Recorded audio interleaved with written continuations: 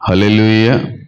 దేవుని యొక్క మహా ఉన్నతమైనటువంటి కృపను బట్టి ప్రకటన గ్రంథానికి సంబంధించినటువంటి ఆఖరి అధ్యాయంలోనికి, ఆఖరి ధ్యానముల్లోనికి మనం రావడానికి దేవుడు చక్కటి కృపను అనుగ్రహించారు. గడిచినటువంటి సెషన్లో ఒక విషయాన్ని మీ అందరితో కూడా పంచుకున్నాను. ఏంట విషయం చెప్పాలి. ధవల సింహాసనం దగ్గర జరిగేటువంటి తీర్పులో ఎవరుంటారో ఎవరుండరో అనేటువంటి దానితో పాటుగానే క్రైస్తవులకి తీర్పు ఉంటుందా, క్రైస్తవులందరూ కూడా దేవుని రాజ్యానికి వెళ్ళిపోతారా అనేటువంటి విషయం మీద కూడా మనం మాట్లాడే ప్రయత్నం అయితే చేశాం. అయితే ఈరోజు నేను మాట్లాడబోయేటువంటి, మీతో నేను పంచుకోబోయేటువంటి విషయం చాలా ఆశ్చర్యకరమైనటువంటి విషయం. ప్రస్తుతమే కాదు, ఎప్పుడూ కూడా ప్రతి సేవకుడు మాట్లాడవలసినటువంటి విషయం. సంఘంతోనే కాదు, లోకంతో కూడా ఖచ్చితంగా తప్పకుండా పంచుకోవలసినటువంటి విషయాన్ని ఈరోజు మీ అందరి ముందుకు కూడా నేను తీసుకొని రావడానికి ప్రయత్నం అయితే చేస్తున్నాను. చాలా మంచి విషయం ఇది. దేవుడే మాతో మాట్లాడుతున్నాడు అనేటువంటి అభిప్రాయంలోకి మీరు రాగలిగితే ఖచ్చితంగా దేవుని యొక్క రాజ్యంలో చాలా ఉన్నతమైనటువంటి స్థలాల మీద, స్థానాల్లోనే మీరు ఉంటారు. ఒకవేళ దైవజనుడే ఉద్దేశపూర్వకంగా మాట్లాడుతున్నాడు అనేటువంటి ఆలోచన మీకు వస్తే నేనేం చేయలేను. అంటే ఎక్కడికి వెళ్ళిన మీటింగ్స్లో నేను డిస్క్లైమర్ ఇస్తాను. సంఘంలో ఒకప్పుడు ఇచ్చేవాడిని 2019-20లో, తర్వాత అలవాటు అయిపోయింది కాబట్టి చెప్పనవసరం లేదు. మళ్ళీ ఎందుకు దేవుడి మాటని వాక్యానికి ముందుగా తెలియజేయమంటా ఉన్నాడు కనుక దయించి విషయాన్ని గమనించి వాక్య స్మరణలోకి మనం అందరం కూడా వెళ్ళాలని నేను కోరుకుంటున్నాను. అయితే ఏంటి, దేని గురించి మాట్లాడబోతున్నాను? అంత భయంకరమైనటువంటిదా, అంత విషపూరితమైనటువంటిదా, అంత విశేషమైనటువంటిదా అని ఆలోచన కానీ చేసినట్టయితే, నేను ఒక దాని గురించి ఈరోజు మాట్లాడుతున్నాను. ఎంత పవర్ఫుల్ అంటే అది, ఎంత భయంకరమైనది అంటే అది, ఎంత మందిని మింగిందంటే అది అంతమందిని మింగింది. ఎలాంటి వాడైనా సరే దాని ముందు తలాంచాల్సిందే. ఎంతటి నాయకుడైనా, ఎంతటి గొప్ప రాజు అయినా, ఎంతటి గొప్ప అధికారి అయినా సరే దాని ముందు మోకరిల్లాల్సిందే. ఇంకా దాని దగ్గరికి వస్తే, దాని దగ్గరికి కానీ ఎదురైతే ఎవరైనా సరే దానికి దాసోహం అయిపోవలసిందే, లొంగిపోవలసిందే. దానికి ఈ రోజు వరకు ఓటమి అనేటువంటిది లేదు, ఎప్పటి వరకు ఓడిపోలేదు. ఒక్కసారి మాత్రమే, ఒక్కరి విషయంలో మాత్రమే ఓడిపోయింది. ఇప్పటి వరకు కూడా ఓటమి లేకుండా ముందుకు వెళ్ళిపోతున్నటువంటిది ఒకటి ఉంది. దాని గురించి మనం మాట్లాడుకునేటువంటి ప్రయత్నం చేస్తాను. దానితో పాటుగా నరకం అనేటువంటిది ఉన్నదా, ఒకవేళ ఉంటే అందులో ఎవరుంటారో, ఎవరు తప్పించబడతారో అనే విషయం మీద కూడా పరిశీలన చేసే ప్రయత్నం చేస్తాను. నరకం ఉన్నదండి అని నమ్మేవాళ్ళు ఎవరన్నా ఉన్నారు ఇక్కడ? నరకం ఉందండి అని నమ్మేవాళ్ళు ఎవరన్నా ఉంటే చేతులు ఎత్తండి. నరకం ఉందండి అని నమ్మేవాళ్ళు. కొంతమంది ఎత్తట్లేదంటే లేదనుకుంటున్నారా? ఉంది. నరకంలో ఎవరుంటారు? నరకంలో అసలు ఎవరుంటారు? చాలా బేసిక్ క్వశ్చన్ అది. అయ్యగారు చెప్పింది కరెక్ట్. ఎవరుంటారు నరకంలో? పాపులు ఉంటారా? మనుషులు ఉంటారా? కాదు. ఎవరుంటారు? నరకం అనేటువంటిది వాస్తవానికి కలుగు చేయబడింది, తయారు చేయబడినది మనుషుల కొరకు కాదు. ఫస్ట్ ఆఫ్ ఆల్ మీరు గమనించాల్సింది, నరకం అనేటువంటిది తయారు చేయడంలో ఉన్న మూల ఉద్దేశం ఏంటంటే, సాతాను చేత దింపబడినటువంటి, పడిపోయినటువంటి దేవదూతల కొరకు తయారు చేయబడినటువంటిది నరకం. అయితే వాడు మనుషుల్ని వాడి వైపు తిప్పుకున్న కారణాన్ని బట్టి వాడు ఉండవలసినటువంటి చోటుకి మనము కూడా వాడితో పాటు వెళ్ళే పరిస్థితులు మనం తెచ్చిపెట్టుకుంటున్నాం. అసలు వాస్తవానికి మన కోసం కాదు తయారు చేసింది, సాతాను యొక్క దూతల సమూహం కొరకు మాత్రమే తయారు చేయబడినది నరకం. అందులో ఎవరుంటారో అంటే చాలామంది అంటారు పాపులు ఉంటారో, అన్యులు ఉంటారో, అవిశ్వాసులు ఉంటారో, లేదంటే సాతాను ఉంటాడో, సాతానుతో పాటుగా పడద్రోయబడిన దేవదూతలు ఉంటారో అని చెప్పి చాలామంది మాట్లాడుతుంటారు. కానీ వాస్తవానికి దానిలో ఉండేటువంటి వారు ఎవరో మీకు కానీ నేను రుజువుపరిస్తే ఆశ్చర్యపడక తప్పదు అంటాను. నరకంలో ఎవరుంటారంటే ఎవరన్నా చెప్పేది ఒకటే. అయితే మనుషులు ఉంటారు, లేకపోతే పడద్రోయబడిన దేవదూతలు వాడితో పాటుగా సాతాను ఉంటారు అనేదే అందరికీ ఉన్నటువంటి అభిప్రాయం. కానీ మీకు విషయం తెలుసా? నరకంలో వీరితో పాటుగా ఒకటి ఉండబోతా ఉంది. దాన్ని కూడా దేవుడు నరకంలో వేయబోతున్నాడు. అది ఏంటి అంటే ఇందాక మాట్లాడిన చూడండి, ఓటమి అనేటువంటిది లేకుండా ఈ రోజు వరకు కూడా విజయోత్సాహ కేతనాన్ని ఎగరవేసినటువంటి మరణాన్ని కూడా దేవుడు నరకంలో వేయబోతున్నాడు. మీకు విషయం తెలుసా? పాపులు, అన్యులు, సాతాను, దూతలు కాదు నరకంలో వేయబడేది. వీరందరితో పాటుగా మరణాన్ని కూడా నరకంలో వేస్తాడు. అంటే మరణం అనేది ఒక మనిషి, ఒక వ్యక్తి. మరి అదేంటి, మరణం అనేటువంటి దాన్ని కూడా దేవుడు ప్రత్యేకంగా నరకంలో వేస్తాడంటే క్లియర్గా వాక్యం సెలవిస్తూ ఉంది. ఆ మృతుల లోకములో మృతులకి కారణమైన మరణాన్ని కూడా వేయబోతున్నాడని చెప్పి ప్రకటన గ్రంథము 20వ అధ్యాయాన్ని కానీ ప్రధానమైన ప్రాముఖ్యమైనటువంటి అంశంగా కానీ మనం తీసుకున్నట్టయితే ఈ రోజు వరకు కూడా ఓటమి లేకుండా ముందుకు పోతున్నటువంటి సాగిపోతున్నటువంటి మరణానికి కూడా మరణం ఉంది అని నమ్ముతారా? మరణానికి కూడా అంతం ఉంది అని నమ్ముతారా? మరణానికి కూడా మరణం అనేటువంటిది ఎదురవుతుంది అనేటువంటిది నమ్ముతారో లేదో నాకు తెలియదు. కానీ మరణానికి సైతం మరణాన్ని అనుగ్రహించబోతున్న దేవుడు మన దేవుడు. దానికి కూడా మరణం అనేటువంటిది ఉంది. మరణానికి కూడా మరణం ఉంది. ఎంతమందికి అర్థమైంది నేను చెప్పింది? ఎప్పుడైనా గమనించారు ఈ విషయాన్ని? ఇప్పుడు గమనించలేదు, ఇప్పుడు అంతగా దాన్ని పరిశీలించలేకపోయి ఉండొచ్చు. నేను చెప్పే ప్రయత్నం చేస్తాను. ప్రకటన గ్రంథము 20వ అధ్యాయము 20వ అధ్యాయం చదవకండి. మీరు వేగిరి పడిపోకండి. వేగిరి పడిపోతే నేను చెప్పేటువంటి వచనానికి పైగా కిందగా ఉన్న విషయాలు ఒకవేళ మీరు చదివితే అది తిరుగుతుంటుంది బుర్రలో. అది తిరగకూడదు. నేను చెప్పే వచనం మాత్రమే బుర్రలో తిరగాలి. అప్పుడు ఇంకా బాగా అర్థమయ్యేటువంటి అవకాశం ఉంటుంది అనేది నా ఉద్దేశం. ప్రకటన గ్రంథము 20వ అధ్యాయం అదిగో వేగిరి పడక. నేను మన సెషన్లో ఏం చెప్పాను? తీర్పు దినం ఉంది. తీర్పు తర్వాత నేను చెప్పబోయే విషయం ఏంటి? నరకము అని చెప్పాను కదా. ఇప్పుడు ఆ నరకం గురించి బైబిల్ ఏం మాట్లాడుతుంది అనేటువంటి పరిస్థితితో పాటుగా మరణాన్ని కూడా నరకంలో వేస్తాడనే ఆలోచన కూడా చేసే ప్రయత్నం చేద్దాం. ప్రకటన గ్రంథము 20వ అధ్యాయము 13, 14 వచనాలు కానీ 15 వచనాలు చదివితే అక్కడ మాట ఉంది చూడండి. సముద్రము తనలో ఉన్న మృతులను అప్పగించెను, మరణమును పాతాళ లోకమును వాటి వశమునున్న మృతులను అప్పగించెను. వారిలో ప్రతివాడు తన క్రియల చొప్పున తీర్పు పొందెను. ఇప్పుడు గమనించండి, మరణమును, మృతుల లోకమును అగ్నికుండములో వేయబడును. అంటే మరణాన్ని కూడా దేవుడు ఎక్కడేస్తున్నాడంట? అంటే మరణానికి కూడా దేవుడు అంతమనేటువంటి దాన్ని సిద్ధపరిచి వచ్చిన ఎప్పుడు చదవలేదు. ఒక చదివిన మనకు అంత అర్థం కాకపోయి ఉండొచ్చు. అది మీ తప్పు అయితే ఏం కాదు. లేఖనాలు చాలా క్లియర్గా సెలవిస్తూ ఉన్నాయి. మరణాన్ని కూడా అగ్నిగుండములో వేయబోతున్నాడు దేవుడు. అంటే ఈ రోజు వరకు కూడా అద్దు అదుపు లేకుండా కనబడిన ప్రతి ఒక్కరిని మింగినటువంటి మరణానికి కూడా ఏముందన్నమాట? మరణం అనేటువంటిది ఉంది, అంతము అనేటువంటిది ఉంది. నేను అంటాను, సాతాను కంటే కూడా అతి భయంకరమైనటువంటిది ఏదన్నా ఉందంటే మరణమే. మరణం కంటే కూడా అతి భయంకరమైనది ఏదన్నా ఉందంటే చెప్పండి, పాపం. మరణానికి మూలము పుట్టుక పాపం. పాపం లేకపోతే మరణం లేదు, మరణం లేకుండా పాపం లేదు. కొంచెం డిఫికల్ట్గా ఉన్నా అర్థం చేసుకునే ప్రయత్నము, అర్థమయ్యే విధంగా చెప్పే ప్రయత్నం నేను చేస్తాను.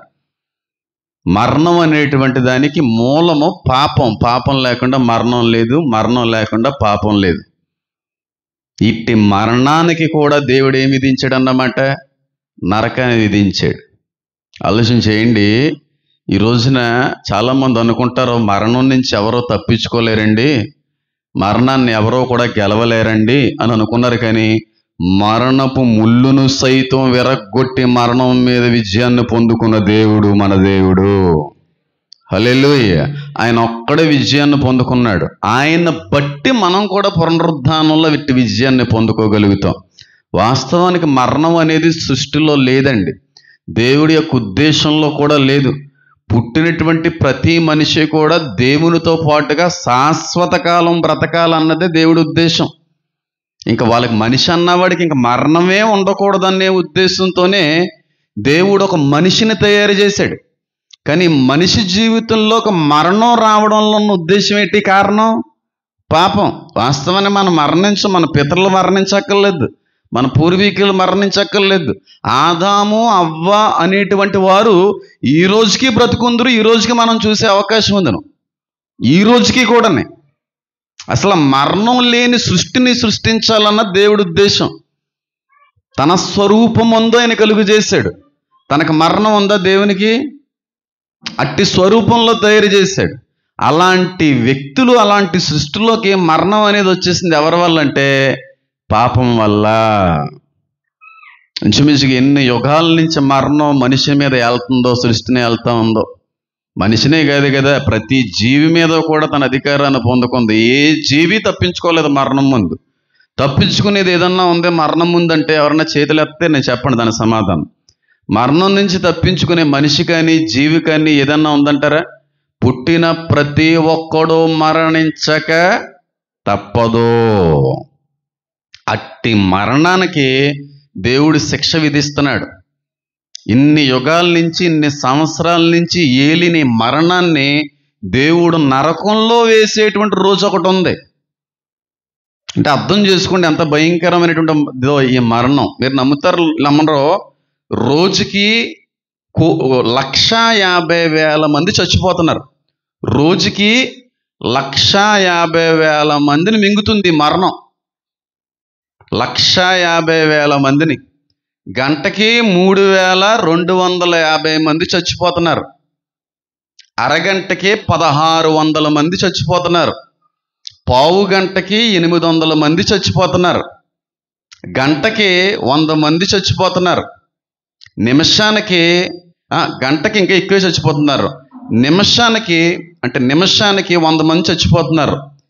సెకండ్కి తక్కువలో 2 నుంచి 3 చచ్చిపోతున్నారు. అంటే ఆమెన్ అనే లోపు ఇప్పుడు అన్నాను చూడండి, ఈ టైంలో 3 చచ్చిపోయారు ప్రపంచంలో.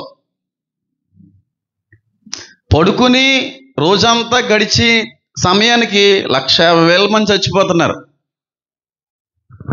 వాక్యం అయ్యే లోపు 3,250 మంది చచ్చిపోతారు. ఈరోజు 3,250 మంది చచ్చిపోతారు ఈ వాక్యం అయ్యే లోపు. ఈరోజు మనం వండేటువంటి కూర గట్టిగా అయితే అరగంట, ఈ అరగంటలో 1,600 మంది చచ్చిపోతారు. పావు గంటలో అయిపోయి పని ఏంటి చెప్పండి? స్నానం అనుకోండి, స్నానం చేసి బయటకు వచ్చే లోపు 800 మంది. నిమిషం, దేంతో పోలిద్దాం? నిమిషం అంటే ప్రార్థన ముగించే లోపు. కొంతమంది నిమిషం ప్రార్థనలు ఉంటాయి కదా, హల్లెలూయా, స్తుతి, స్తోత్రం, ఆమేన్, నిమిషంలో అయిపోతుంది ప్రార్థన. ఆ ప్రార్థన అయ్యే లోపులో 100 మంది ఎగిరిపోతున్నారు. సెకండ్కి 2 చచ్చిపోతున్నారు. అంటే ఈ మాట అని లోపు చచ్చిపోతున్నారు 2. అంతమందిని మింగేస్తుంది మరణం. అట్టి మరణానికి సైతం మరణాన్ని విధించిన దేవుడు మన దేవుడు. ఎక్కడికి తప్పించబడదు. సృష్టికి వ్యతిరేకంగా, దేవునికి వ్యతిరేకంగా వచ్చిన ప్రతీదీ నరకంలోనే ఉంటుంది. దీన్ని బట్టి మీకు అర్థం అవ్వాల్సిన మొట్టమొదటి విషయం ఏంటంటే, మరణాన్ని కూడా దేవుడు ఎక్కడ వేయబోతున్నాడు?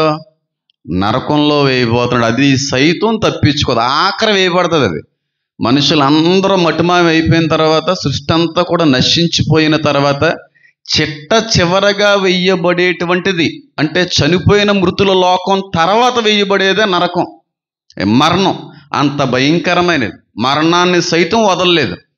కానీ నాకు ఇప్పుడు కూడా బైబిల్ చదువుతున్నప్పుడు, ఈ వచనాలు ధ్యానిస్తున్నప్పుడు, ఇందాక కూడా ఈ వచనం చదువుతున్నప్పుడు దేవుడు నాకు ఒకటి ప్రేరేపించాడు. గమనించావా? ఇందులో ఒక విషయాన్ని ముందుగా గమనించో, వాక్యంలో చెప్పాలన్న ప్రయత్నము, ఆశను మొదలయ్యింది, బాగుంది. కానీ నువ్వు గమనించలేని ఇంకొకటి ఉందో చూసావని చెప్పి ఇప్పుడే జస్ట్ ఒక పావు గంట ముందు, 20 నిమిషాల ముందు ఈ వచనం చదువుతున్నప్పుడు దేవుడు గమనించావా లేదనే ప్రశ్నను ఎదురేసాడు. ఏంటో చెప్పమంటారా? మనుషులందరూ నరకంలో వేయబడుతున్నారా లేదా? మృతుల లోకం అంతా నరకంలో వేయబడుతుందా? ఆ మనుషుల్ని చంపినటువంటి మరణం కూడా నరకంలో వేయబడుతుందా? కానీ ఆ మరణానికి కారణమైన పాపం మాత్రం నరకంలో వేయబడినట్టుగా నాకు కనబడలేదు. మీరు గమనించండి, పాపం వల్ల వచ్చు జీతము మరణము, అంటే మరణానికి కారణము పాపము. మరి ఈ పాపాన్ని దేవుడు నరకంలో ఎందుకు వేయలేదు అనేటువంటి ప్రశ్న ఉండిపోయింది నా దగ్గర. 1000 ఏండ్ల పరిపాలనలో కూడా సాతాన్నైనా బంధించాడు, కానీ పాపాన్ని ఏం చేయలేదైనా బంధించడా? ఒకవేళ బంధించుండుంటే సాతానుతో పాటుగానే 1000 ఏండ్లు కూడా మా పాపం అనేటువంటిది బంధించబడి ఉండుంటే ఖచ్చితంగా ఆ రోజు గోగులు అనేటువంటి వాళ్ళు దేవునికి దేవుని ప్రజలకు వ్యతిరేకంగా ఉండేవాళ్ళు కాదు. అంటే సాతాను వచ్చిన తర్వాత మోసగించబడ్డారని అనుకోకండి. సాతాను వీళ్ళు మభ్యపరచక ముందే కొంతమంది దేవుణ్ణి ఆరాధించడానికి వచ్చేవాళ్ళు ఉన్నారు, కొంతమంది రాని వాళ్ళు ఉన్నారు. వాళ్ళ మీద నేను వర్షం కురిపించను అన్నాడు దేవుడు. అంటే అప్పటికీ పాపం వెళ్తుంది. సాతాన్ని బంధించినట్టుగా పాపాన్ని ఎందుకు బంధించలేదు దేవుడు? మరణాన్ని నరకంలో వేసినట్టుగా పాపాన్ని ఎందుకు దేవుడు ఇంకనో మరణంలో వెయ్యలేదు అని అంటే దీని గురించి మాట్లాడకూడదు, మాట్లాడకపోవడం మంచిది. మాట్లాడకపోవడం చాలా మంచిది. కాబట్టి దాని ప్రస్తావన నేను చేయాలనుకోవట్లేదు. నేను చెప్పాలనుకున్నది చెప్తాను, దాని తర్వాత నేను ముందుకు వెళ్ళిపోయే ప్రయత్నం అయితే చేస్తాను. మరణానికి కారణమైన పాపం ఏమైంది? మరి దాన్ని దేవుడు బంధించాడా? దాన్ని దేవుడు నరకంలో వేశాడా? ఎప్పుడైనా మీరు బాగా ఆత్మీయంగా ఎదిగితే, నేను చెప్పేటువంటిది బాగా సంపూర్ణంగా అర్థం చేసుకోగలిగేటువంటి స్థితిలోకి మీరు రాగలిగినప్పుడు ఖచ్చితంగా నేను చెప్పే ప్రయత్నం చేస్తాను. వాక్యం సెలవిస్తూ ఉంది, మరణాన్ని సైతం నరకంలో వేసేటువంటి రోజు ఒక రోజు ఉన్నదే. అది కూడా తప్పించుకోదు నరకం నుండి. మనుషులు తప్పించుకుంటారా? మరి తప్పించుకోలేరు. కాబట్టి వాక్యం చాలా స్పష్టంగా వివరిస్తూ ఉంది, మరణమును మృతుల లోకమును అగ్నిగుండములో పడవేయబడిను. ఇదే 2వ మరణం. నిత్య నరకం ఇది. పాతాళం వేరు, నిత్య నరకం వేరు. కాబట్టి ఈ విషయంలో మొట్టమొదటిగా మీరు గమనించాలి. అంటే మరణం కూడా దేవుని చేతిలో నుండి తప్పించుకోలేకపోయింది. సరే, ఇక్కడతో మొదటి విషయాన్ని బాగానే పూర్తి చేసుకున్నాం. రెండో విషయంలోకి వెళ్ళే ప్రయత్నం చేద్దాం. చూడండి, ఇప్పుడు నరకంలో ఎవరుంటారు? నరకంలో దేవుడు ఎవరిని వేస్తా ఉన్నాడు? నరకంలో అందరినీ ఒకే విధమైన శిక్షకి దేవుడు పంపించేస్తాడా? అంటే అందరూ ఒకే శిక్ష పొందుకుంటారా? లేకపోతే శిక్షల్లో ఏమన్నా హోదాలో, తరగతిలో, డిగ్రీస్ ఏమన్నా ఉంటాయా? అంటే పాపం చేసిన వాడు అందరికీ కూడా ఒకే శిక్ష, లేకపోతే కొంతమందికి చిన్న శిక్ష, కొంతమందికి పెద్ద శిక్ష, కొంతమందికి మరింత పెద్ద శిక్ష అనేటువంటివి ఏమన్నా ఉన్నాయా అనేటువంటిది రెండవదిగా మనం పరిశీలిద్దాం. మూడవదిగా దాని నుంచి తప్పించుకునేటువంటి వాళ్ళు ఎవరన్నా ఉంటారనేది మూడవదిగా పరిశీలించే ప్రయత్నం అయితే చేద్దాం. ఎంతమంది నమ్ముతున్నారు నరకంలో స్థానాలు ఉంటాయని? చేసిన పాపాన్ని బట్టి, చేసినటువంటి క్రియను బట్టి, పనిని బట్టే శిక్ష అనేటువంటిది కూడా అక్కడ అమలవుతుంది అని నమ్మే వాళ్ళు ఎవరన్నా చేయెత్తగలరా? లేకపోతే అందరికీ ఒకే రకమైన శిక్ష ఉంటుంది అని అనుకునే వాళ్ళు ఎత్తొద్దు, కానీ అందులో స్థాయిలు ఉంటాయి, స్థానాలు ఉంటాయి అనే వాళ్ళు చేతులు ఎత్తగలరా?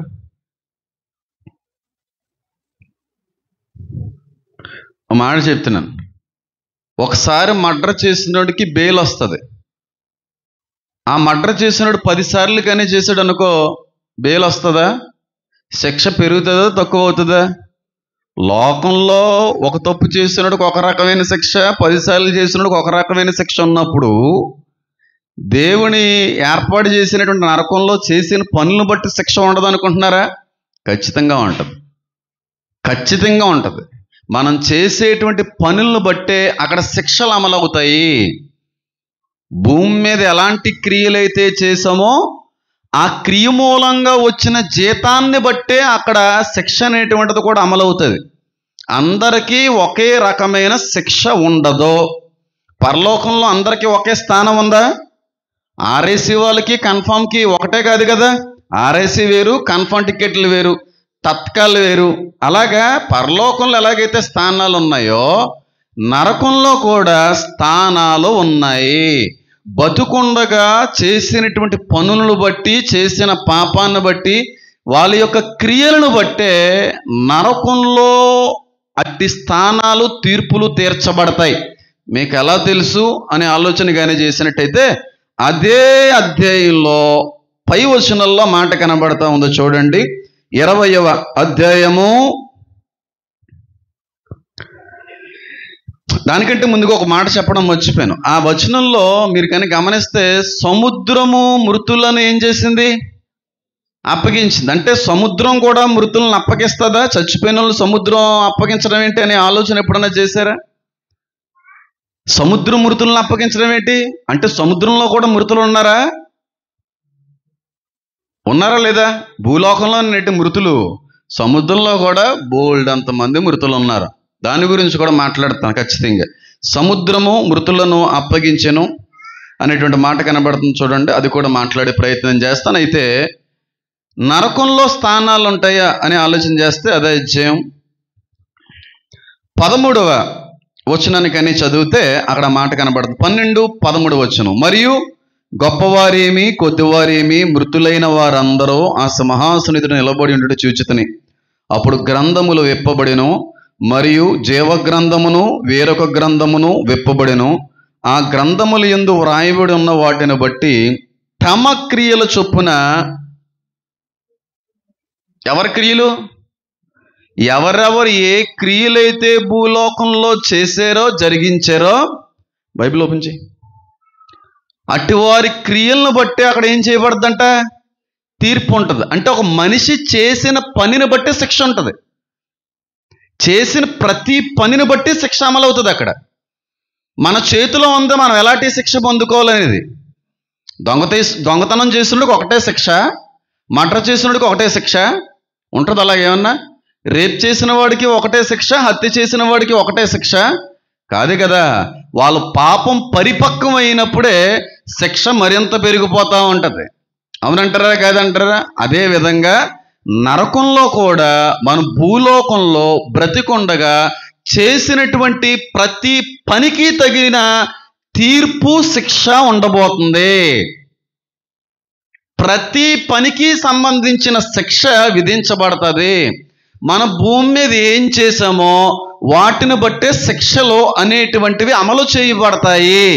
అందరికీ ఒకే విధమైన శిక్ష ఉండదు.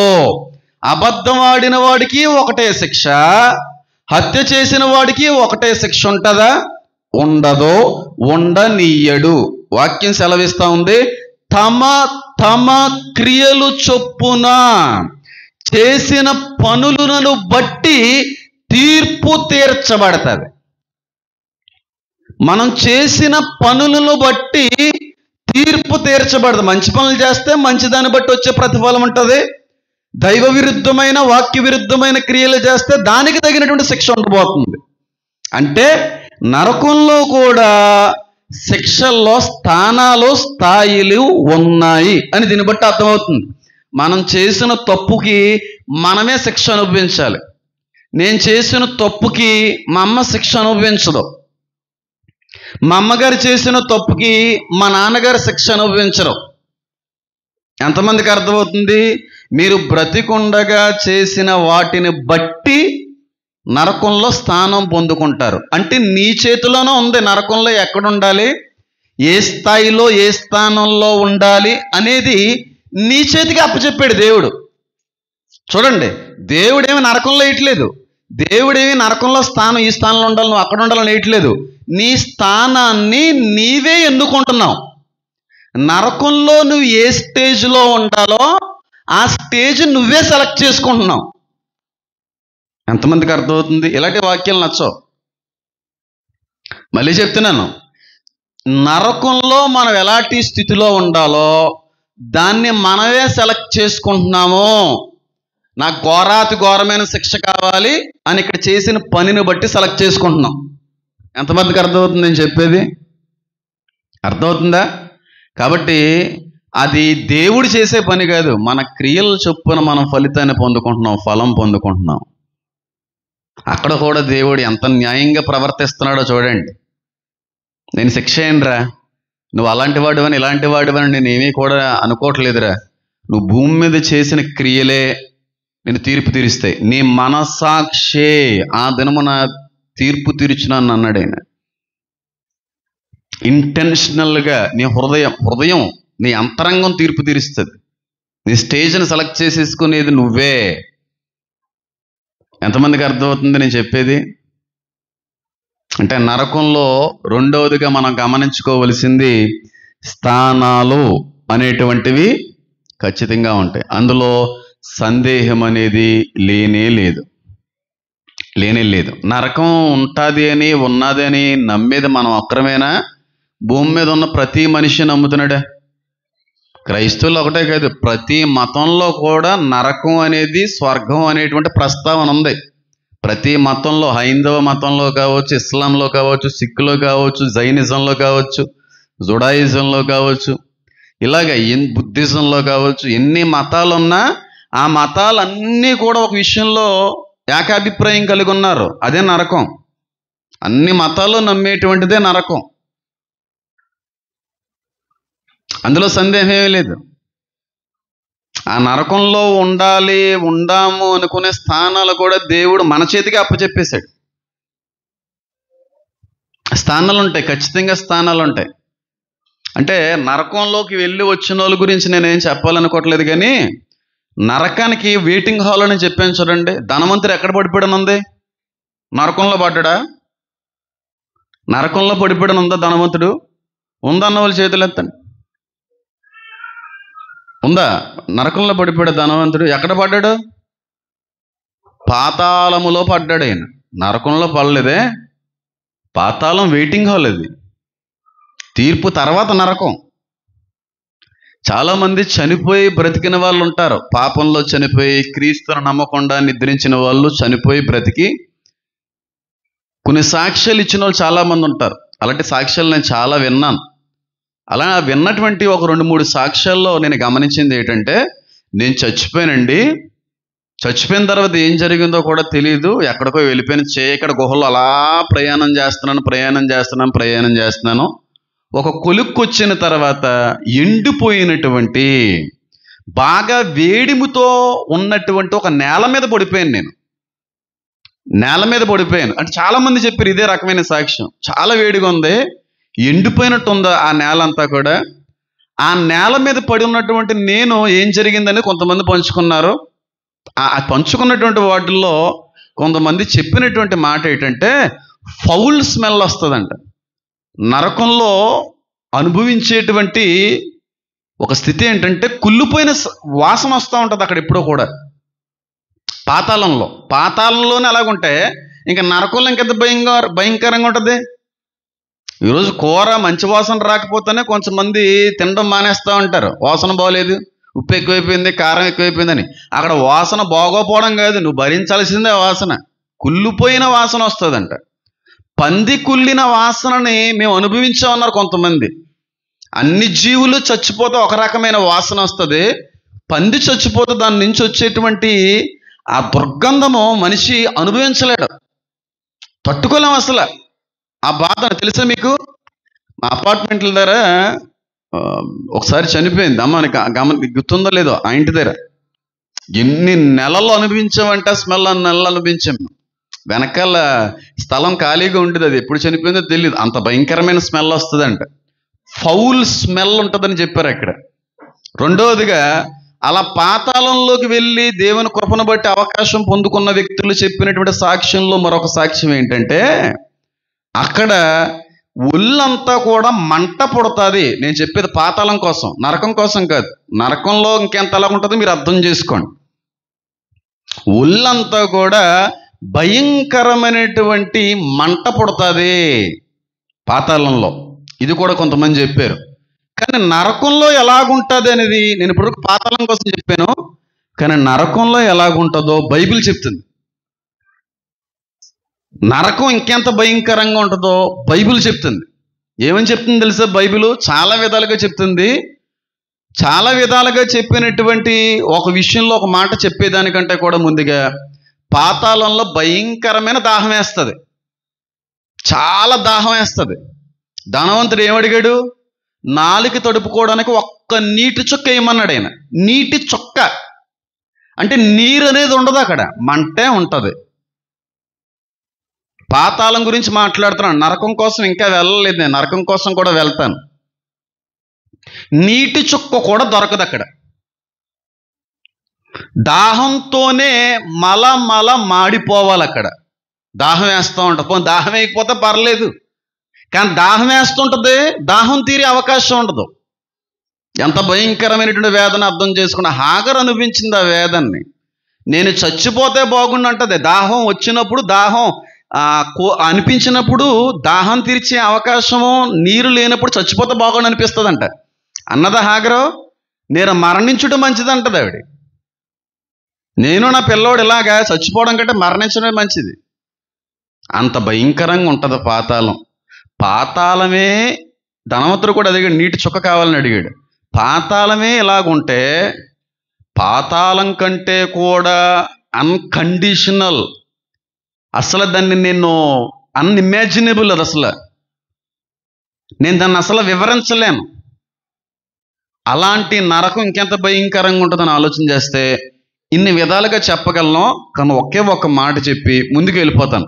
నరకంలో కనబడేటువంటి ఒక భయంకరమైనటువంటి దుస్థితి ఏంటంటే వాక్యంలోనే రాయబడింది, అక్కడ పురుగు చావదో, అగ్ని ఆరదో. నరకం కోసం మాట్లాడాడు దేవుడు అక్కడ. పురుగు చావదో, అగ్గి ఆరదో. ఈ మాటను చాలా మంది ప్రస్తావిస్తూ ఉంటారు, దాని అర్థం చాలా మందికి తెలియదు. దీని అర్థం అవ్వాలంటే యేసుక్రీస్తు ప్రభువు వారు కోట్ చేసిన ఒక మాట అర్థం అవ్వాలి.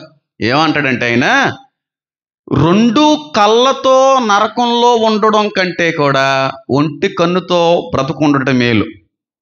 2 చేతులతో నరకంలో ఉండడం కంటే కూడా ఆ అడ్డగించిన చేతిని బ్రతికడం చాలా మేలు అంటాడు.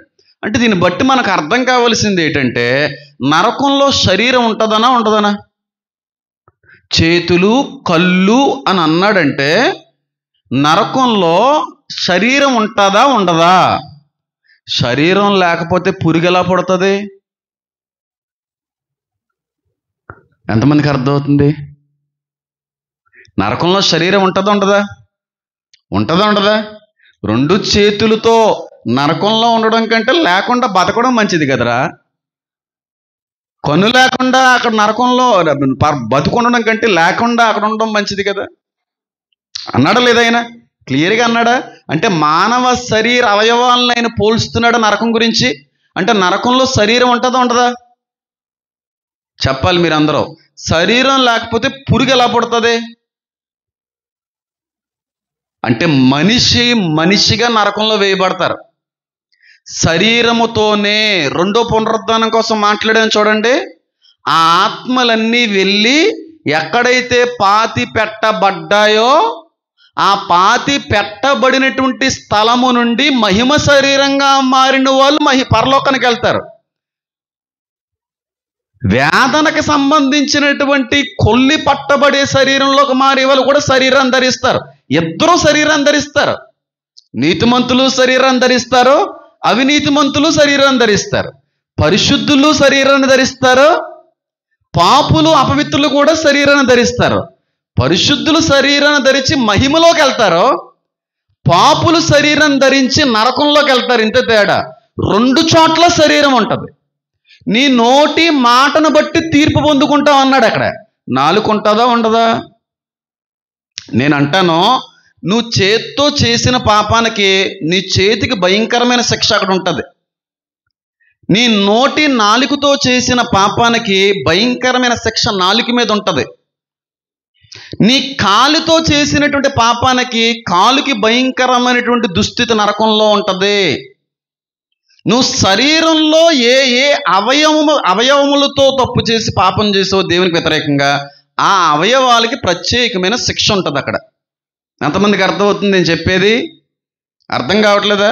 ఖచ్చితంగా. అంటే నేను ఇలా మాట్లాడితే కొంతమంది ఫాలోవర్స్ ఒకవేళ బాధపడతారేమో, ఎందుకంటే వాళ్ళని బాధ పెట్టడం నాకు ఇష్టం లేదు. కొన్నిసార్లు సినిమాటిక్ ఎగ్జాంపుల్స్ చెప్తాను బట్టి కొంతమంది ఫీల్ అవుతున్నారు. వాళ్ళు ఫీల్ అవ్వకూడదు నా ఫాలోవర్స్ కనుక నేను సినిమాటిక్ ఎగ్జాంపుల్స్ ఏం చెప్పను. కానీ చాలామంది మత గ్రంథాల్లో ఉన్నటువంటి ఒక అపారమైనటువంటి ఒక విశ్వాసము, కొన్ని రకాలైనటువంటి నమ్మకాలు ఏంటంటే, పేర్లు చెప్పట్లేదు, నేను పేర్లు చెప్పకూడదు, ఎవరెవరు ఏ పాపాలు చేశారో అలాంటి వారికి అలాంటి శిక్షలు ఉంటాయి. ఒకడినేమో రంపంతో కోస్తున్నట్టుగా ఫోటోలు చూసారా? నాలుగుతో పాపం చేసినోడికి నాలుగు కోసేస్తున్నట్టుగా కొన్ని ఫోటోలు చూస్తుంటాం. అంటే హైందవ నమ్మకాల్లో అవి కనబడతా ఉంటాయి. చూసారా? కళ్ళుతో పాపం చేసినోడు కళ్ళు పీకేస్తున్నట్టుగా చూసారా? ఎప్పుడన్నా పురాతన సంబంధమైనటువంటి ఆ సినిమాటిక్ విజువల్స్లో అవి కనబడతా ఉంటాయి. కొన్ని పేర్లు చెప్పాలని అనిపిస్తుంది కానీ ఫాలోవర్స్ కోసం బాధపడతారని చెప్పలేకపోతున్నాను. మిక్రిమ జింబో ఇలాంటి కొన్ని శిక్షలు ఉన్నాయి. అవన్నీ మాట్లాడట్లేదు, వాళ్ళ నమ్మకం అది, వాళ్ళ యొక్క నమ్మకాలు, విశ్వాసాలు.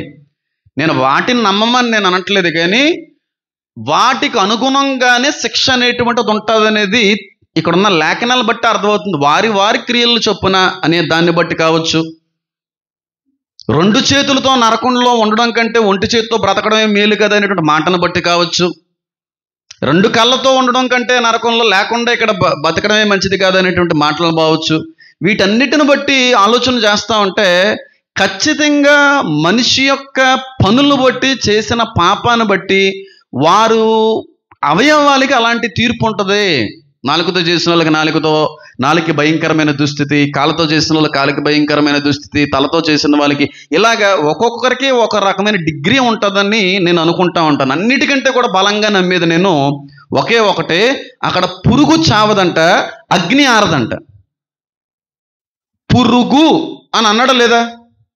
యాకోబు ఏమని పిలుచుకున్నాడు దేవుడి ముందు? పురుగు అంటే మనిషిని దేంతో పోలిస్తున్నాడు అక్కడ? చెప్పాలండి, నేను నన్ను కోట్ చేయను, కానీ మీకు అర్థమవుతుందని నేను చెప్తున్నాను. పురుగు చావదో, అగ్ని ఆరదో, అంటే మనిషి చావడో, అగ్ని మాత్రం బగబగా మండుతూనే ఉంటుంది. ఇందాక కొంతమంది చెప్పారని చెప్పాను చూడండి, ఫౌల్ స్మెల్ వస్తుంది, కుళ్ళు పట్టినటువంటి స్మెల్ వస్తుందని, చచ్చిపోయినటువంటి శవం వాసన వస్తుందని. నరకంలో వేయబడినటువంటి శరీరాల్లో కుళ్ళిపోతాయి, పురుగు పడతా ఉంటాయి, కానీ వాళ్ళు మరణించరు. కానీ భూలోకంలో మరణించిన వారి శరీరంలో నుండి పురుగు పడుతుంది, కానీ నరకంలో మరణించకుండానే శరీరంలో నుంచి పురుగు పుడతాది. ఆ పురుగు చావదు. మరణించకుండానే శరీరం కుళ్ళిపోద్ది నరకంలో. పురుగులు వస్తూ ఉంటాయి, కానీ ఆ పురుగులు చావవు. అంత భయంకరమైన నరకం. ఒక ఎగ్జాంపుల్ చెప్తాను. అన్నం ఏం తినేసి రాలేదు కదా అంటే కక్కేసుకుంటారేమో అని నేను డైరెక్ట్గా ఒకసారి చూశాను. ఎంత భయంకరమంటే, మనం ఇల్లు లేదని ఫీల్ అవుతుంటాం, మంచి బట్టలు లేవని ఫీల్ అవుతుంటాం, ముఖానికి పౌడర్ రాసుకోవడం పౌడర్ లేదని చెప్పి ఫీల్ అయిపోతూ ఉంటాం, ఫ్రిడ్జ్ లేదని ఫీల్ అయిపోతూ ఉంటాం, ఇంకా చాలా విధాలుగా లేని వాటిని బట్టి ఫీల్ అయిపోతూ ఉంటాం. అసలు ఉండడానికి స్థలమే లేక రోడ్ల మీద తిరిగే వాళ్ళు చాలామంది ఉన్నారు. వాళ్ళతో పోల్చుకుంటే మన స్థితిగతులు చాలా గొప్పగా కనబడతాయి. మనకంటే కూడా గొప్పగా ఉన్న వారితో మనం పోల్చుకుంటే మనం ఎప్పుడు చిన్నగానే కనబడతాం.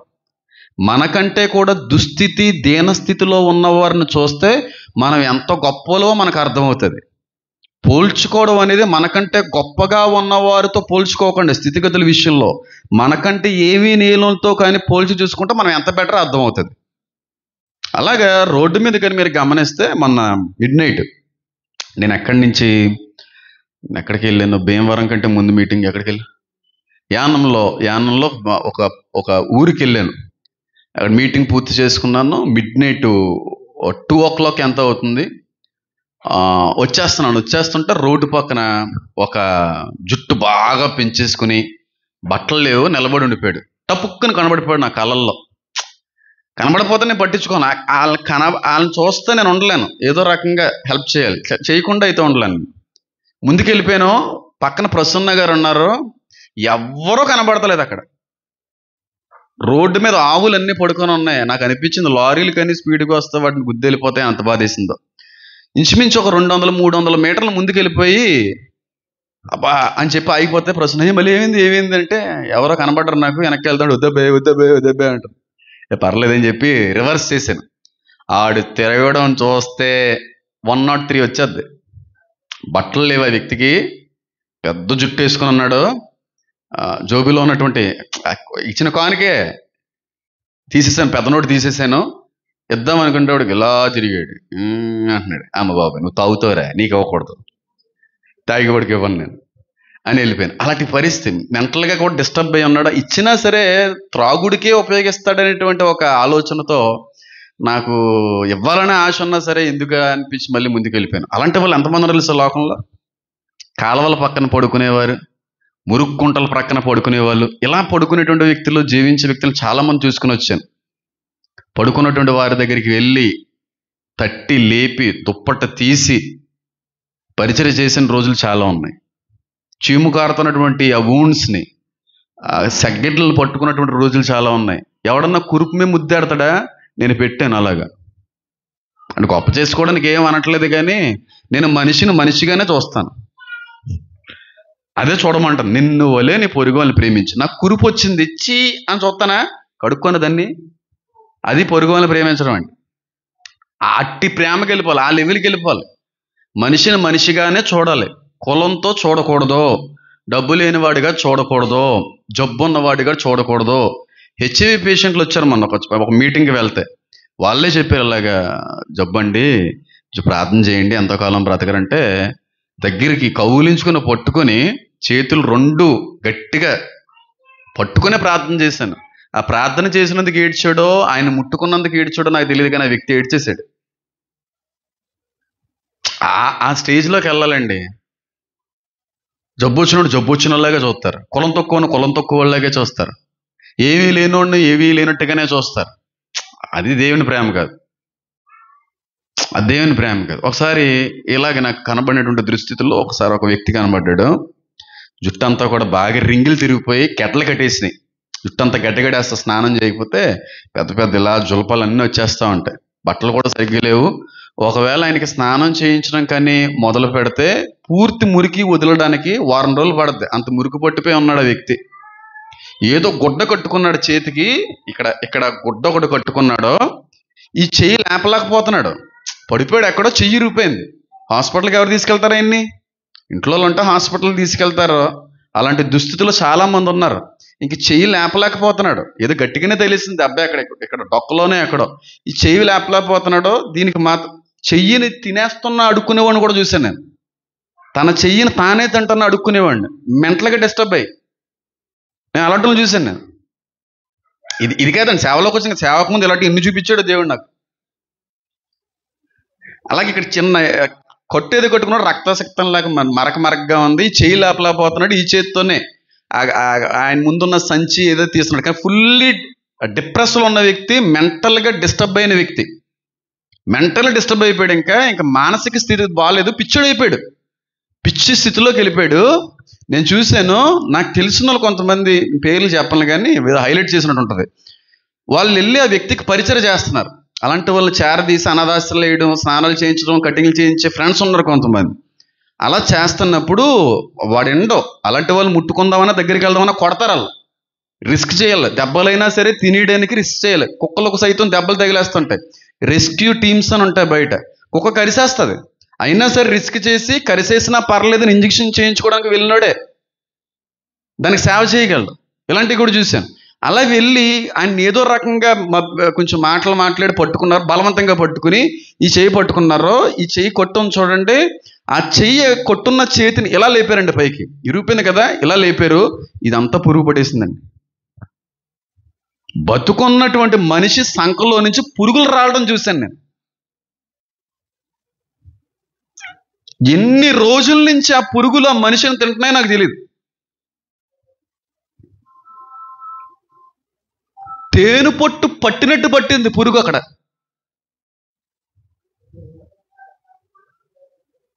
ఇలా ఎత్తిన వెంటనే రాలిపోతున్న పురుగులను చూశాను నేను. ఇదంతా కన్నం పెట్టేసి,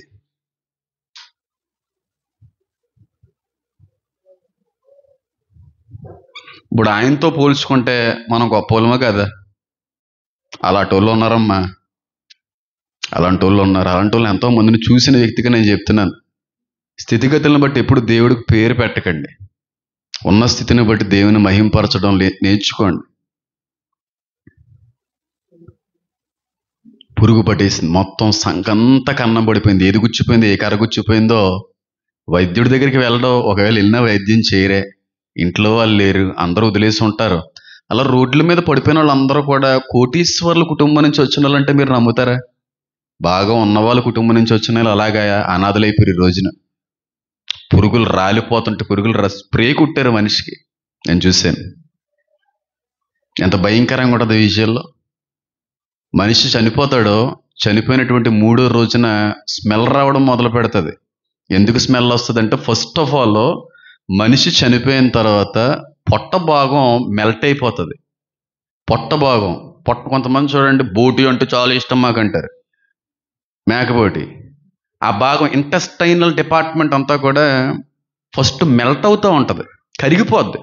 ఆ కరిగినటువంటి కారణాన్ని బట్టి స్మెల్ వస్తూ ఉంటుంది. బ్లడ్ అంతా కూడా ఎలాగైపోద్ది అంటే నురగైపోతుంటుంది.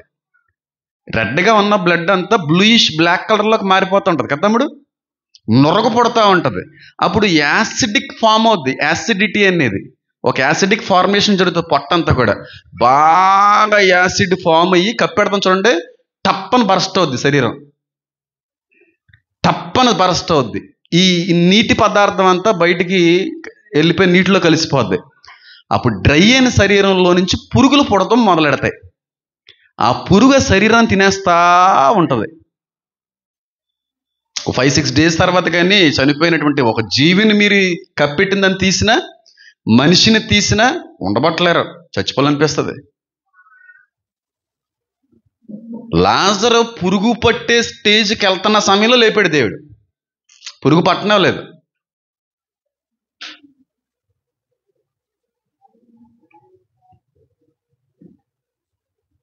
పురుగు ఇంత ఉంటాయి పురుగులై, మనిషిని అంతటిని తినేసి అవి చచ్చిపోతాయి. అలాగా ఈ శరీరం మట్టిలో మట్టి అయిపోద్ది. పురుగు లేకుండా మట్టి అవలం. చనిపోయిన తర్వాత శరీరంలోంచి పడుతుంది. మీరు ఎవరైనా కుక్కల్ని కానీ పిల్లిని కానీ పెంచితే వాటికి ఏదైనా గాయం తగిలింది అనుకోండి, ఆ గాయంలో పురుగులు పడతాయి. ఎప్పుడైనా చూసారా? ఎందుకు పడుతుందో తెలుసా? ఏగ వాళ్తుంది దాని మీద. ఏగ వాలి గుడ్లు పెడుతుంది. ఆ గుడ్లోంచి అంత పురుగు వస్తుంది, కనయ్య కనబడినట్టుగా. అది ఇంత పెరుగు అయిపోయి మొత్తం తినేస్తూ ఉంటుంది. అలాంటి వైద్యం చేసి నేను ఎన్నిసార్లు చేశాను ఇక్కడ నేను. ఆ విధంగా మనిషి చచ్చిపోతే శరీరంలో పురుగు పడుతుంది. అంటే మనిషి శరీరం కుళ్ళిన తర్వాత, నరకంలో మనిషి బతికే ఉంటాడో శరీరం కుళ్ళిపోద్ది. ఆ శరీరంలో నుంచి పురుగులు పాకుతుంటాయి బయటికి, లోపలికి వెళ్తుంటాయి, బయటకు వస్తుంటాయి. మన మీద పురుగులన్నీ తిరుగుతూ ఉంటాయి, కానీ మనకు మరణం రాదు. ఎలా ఉంటుందో అర్థం చేసుకోండి. ఆ దుస్థితి ఎంత భయంకరంగా ఉంటుందో. వాంతి చేసుకోవడానికి వెళ్తున్నారా వీళ్ళు బయటికి? నేను ఇంకా గట్టిగానే చెప్పాలి, వద్దు అని కొంచెం సెన్సిటివ్గా చెప్తున్నాను నేను. ఒకసారి అడుక్కునేటువంటి వ్యక్తి, చనిపోయిన వ్యక్తి, బతుకున్న వ్యక్తి సంఖ్యలాగా ఎక్కితే పురుగంతా పట్టేసింది అన్న మాటే మీకు అంత భయాన్ని కలిగిస్తే, అంత చిరాకు వెక్కసం పుడితే, అసహ్యం వేస్తే, బతుకున్న మీ శరీరంలో నుంచి పురుగులు వస్తాయని మీరు నమ్ముతారా?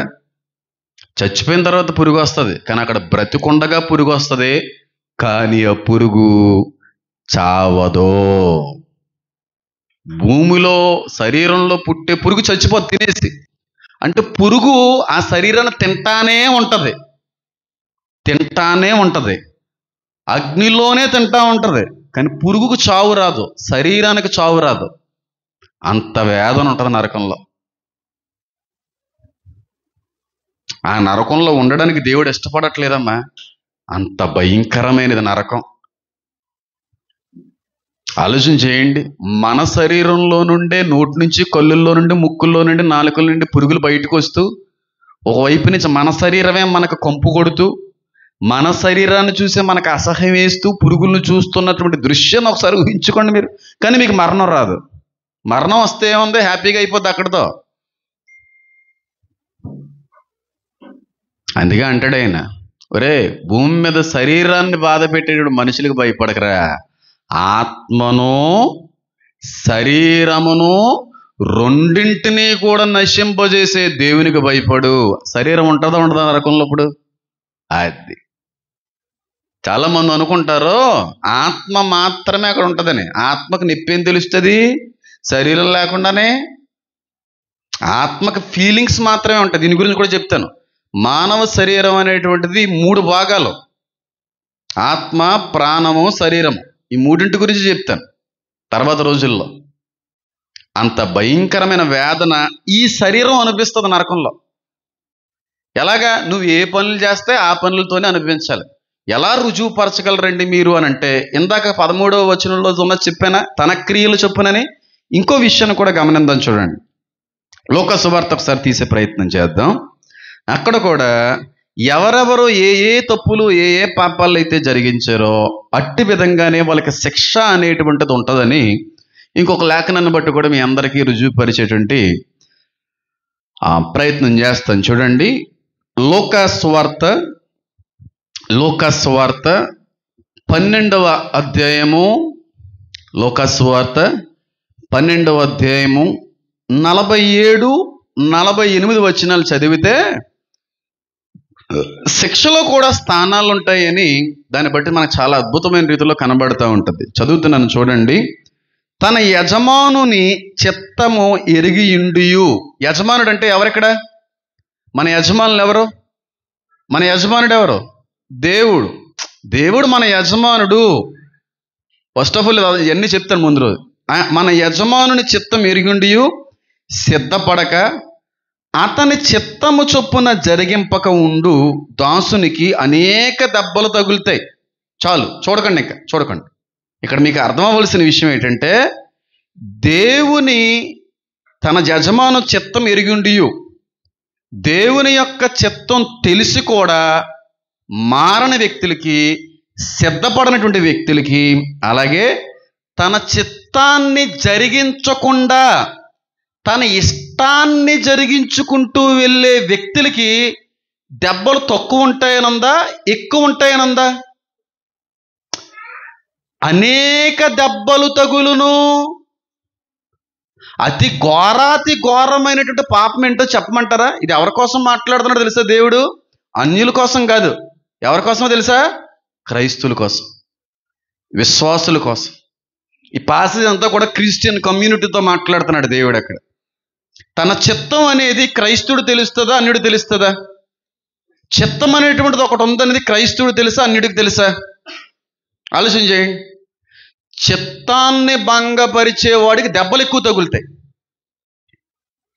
నీ ఇష్టాన్ని జరిగించుకుంటూ దేవుడి చిత్తం జరగకుండా ఆపుతుంటారు చూడండి. దేవుడి చిత్తంలో లేనివి జరిగించడానికి ప్రయత్నిస్తారు చూడండి, వాళ్ళకి దెబ్బలు ఎక్కువ తగులుతాయి. ఇది ఫస్ట్ విషయం. ఇది వివరించాలంటే టైం పడుతుంది. జస్ట్ నేను కనెక్ట్ చేసి చెప్తున్నాను, చూడండి. అతని చిత్తము చొప్పున జరిగింపక ఉండు దాసునికి అనేకమైన దెబ్బలు తగులుతాయి. ఇక్కడి నుంచి చూడండి ట్విస్ట్ ఎలా ఉంటుందో. అయితే తెలియక దెబ్బలకు తగిలిన పనులు చేసిన వారికి కొద్ది దెబ్బలే తగులుతాయి. తెలియకుండా తప్పు చేశారనుకోండి, దెబ్బలు తక్కువ తగులుతాయి. దేవుడు ఏంటో తెలిసి, దేవుడి చిత్తం ఏంటో తెలిసి, ధర్మశాస్త్రం తెలిసి తప్పు చేస్తే వాడికి దెబ్బలు ఎక్కువ ఉంటాయి. తెలియక చేసిన వాళ్ళు ఎవరో? అన్యులు. పౌలు అంటాడు, నేను దేవునిని విశ్వసించిన తర్వాతే నాకు పాపం ఏంటో తెలిసిందంటాడు ఆయన రోమిలికి రాసిన పత్రికలో. నేను దేవుడిని అంగీకరించిన తర్వాతే నాకు పాపం ఏంటో తెలిసింది. అప్పటి వరకు ఇది పాపం అని నాకు తెలియదు. పాపం ఏంటో తెలియకుండా పాపం చేసిన వారికి దెబ్బలు ఉంటాయి. కానీ పాపం వల్ల వచ్చే పర్యవసానం ఎంత తీవ్రమైందో తెలిసిన క్రైస్తవులకి దెబ్బలు కొంచెం ఎక్కువ ఉంటాయి. ఎంతమందికి అర్థమవుతుంది నేను చెప్పేది? ఇది 2వ ప్యాసేజ్. 3వ చూడండి. ఎవనికి ఎక్కువగా ఇయ్యబడినో వాని యొద్ద ఎక్కువగా తీయజూతురు. మనుష్యులు ఎవనికి ఎక్కువగా అప్పగింతురో వాని యొద్ద ఎక్కువగా అడుగుదు. క్రైస్తువులకి ఎక్కువ ఆజ్ఞలు ఉన్నాయా, అన్యులకి ఎక్కువ ఆజ్ఞలు ఉన్నాయా? క్రైస్తవులకు ఉన్నటువంటి ధర్మశాస్త్రం అన్యులకు ఉందా? ఇలా ఉండాలి, అలా ఉండాలి, అలా ఉండకూడదు, ఇలా ఉండకూడదు అని చెప్పి ఎవరితో దేవుడు మాట్లాడాడు, ఆ మాటలు ఎవరి చేతిలో ఉన్నాయి? వాళ్ళ నుంచి ఎక్కువ తీస్తారండి దేవుడు రసాన్ని. మొన్న అన్నాను కదా, నరకంలో ఎక్కువ మండేది బాప్తిసం పొందుకున్న క్రైస్తవులు. వీరికి తీర్పు ఎక్కువ ఉంటుంది. వాక్యం ఎరిగిన వారికి, ఎరగని వ్యక్తులకు కూడా ఉంటుంది దెబ్బ శిక్ష. కానీ వాక్యం తెలిసి తప్పు చేస్తారు చూడండి, వాళ్ళకి శిక్ష ఎక్కువ ఉంటుంది. అంటే నరకంలో స్థానాలు ఉంటాయా? నరకంలోనూ ఉంటాయి, భూమి మీద అనుభవించాలి, రెండిట్లోనూ అనుభవించాలి. వీళ్ళకి శిక్ష ఎక్కువ. ఎందుకంటే లోకానికి ఆజ్ఞలు దేవుడు ఇవ్వలేదు, మనకి ఇచ్చినట్టుగా. మనకు తెలుసు, నరహత్య చేయకూడదు, దొంగిల కూడదు, పొరుగువాని భార్యను ఆశింపకూడదు. తెలిసి చేస్తే దెబ్బ ఎక్కువ ఉంటుంది, తక్కువ ఉంటుంది. ఎక్కడుంటాయి ఆజ్ఞలు? ఎక్కడుంటాయి ఆజ్ఞలు చెప్పండి, చెప్పాలి. ఎక్కడ? యెజ్రెయేలులో. మీరు చెప్పకండి పాస్టర్ గారు. ఎందుకు? మిమ్మల్ని ఎవరు అడిగారు?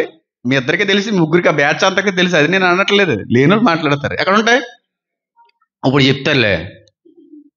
ఇదిగో, మీరు నరకంలో ఉండేవారా పరలోకంలో ఉండేవారా అనేది పరిశీలించుకోవడానికి ఒక చక్కటి అవకాశం అనుకోండి ఇది.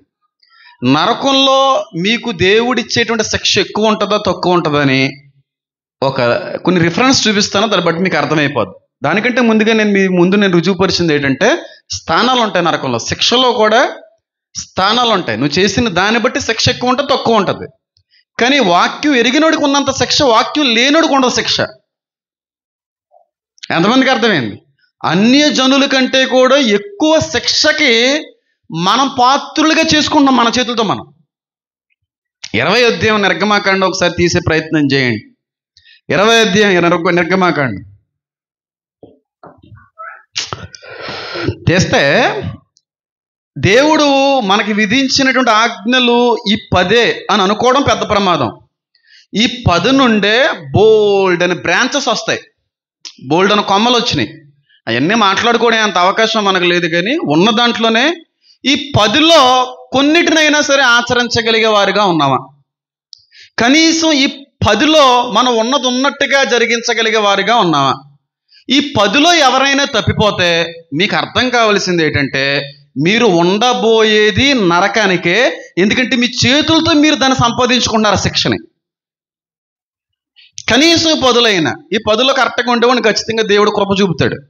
ఈ 10లో కూడా కరెక్ట్గా లేనివాడిని ఖచ్చితంగా దేవుడు కొట్టేస్తాడు.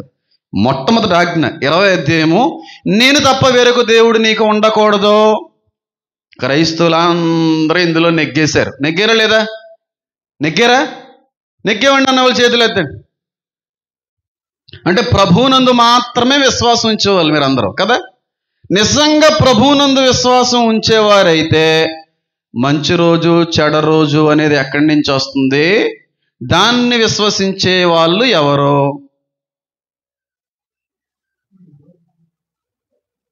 పౌర్ణమి, అమావాస్య, రాహుకాలము, నక్షత్రాలు, ముహూర్తాలు, వీటన్నిటినీ నువ్వు అవలంబిస్తున్నావంటే విశ్వాసం అనేది ఒక్కడైన దేవుడి మీదే కాదు, కానీ వేరొక దేవాదేవతల మీద కూడా నువ్వు ఉంచుతున్నావనే కదా.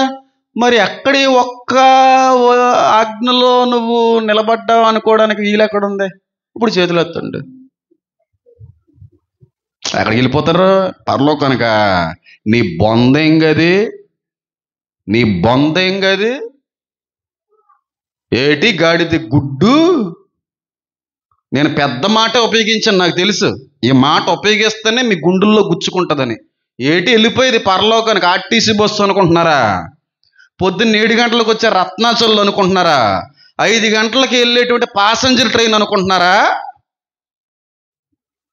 నలగొట్టి పాడేస్తాడు క్రైస్తవుల్ని ఎక్కువగానే. ఇక్కడ ఒక పక్కన దేవుని యందు విశ్వాసము, మరొక పక్కన వాటి మీద విశ్వసించువాడు మొదటి ఆజ్ఞలో తప్పిపోయాడు. ఈ విషయంలో కరెక్ట్గా ఉన్న వాళ్ళు సంతోషం, కరెక్ట్గా లేని వాళ్ళు మీరు ఉండేది ఎక్కడో మీకు అర్థమైపోయింది. అన్డౌటెడ్లీ ధర్మశాస్త్రం లేని వారికి దెబ్బలు తక్కువ, ఉన్నవారికి దెబ్బలు ఎక్కువ. నరకంలో పెద్ద దెబ్బ తగిలేదు. 2వ ఆజ్ఞ చూడండి, పైన ఆకాశం అందే గాని కింద భూమి అందే గాని భూమి కింద నీళ్ళ అందే గాని ఉండు దేని రూపమునైనను విగ్రహమునైనను నీవు చేసుకొనకూడదు, వాటికి సాగిల పడకూడదు, వాటిని పూజించకూడదు. ఏలయనగాని దేవుడిని యెహోవానగు నేను రోషము కలిగిన దేవుడిని. ఈ విగ్రహారాధన చేయని వాళ్ళు ఎంతమంది ఉన్నారు? చేతులు ఎత్తండి. నేను విగ్రహారాధన చేయనండి చెప్పండి. ధైర్యంగా ఎత్తండి. విగ్రహారాధన చేస్తున్నారా? చేయట్లే కదా. బైబిల్ ఒకటే కదా మనకి. ఎంతమంది ఎల్ల పంచాంగాలు ఉన్నాయి? ఎంతమంది నిమ్మకాయలు కడుతున్నారు? దిష్టి గుమ్మకడ కడుతున్నారు కనబడకుండా.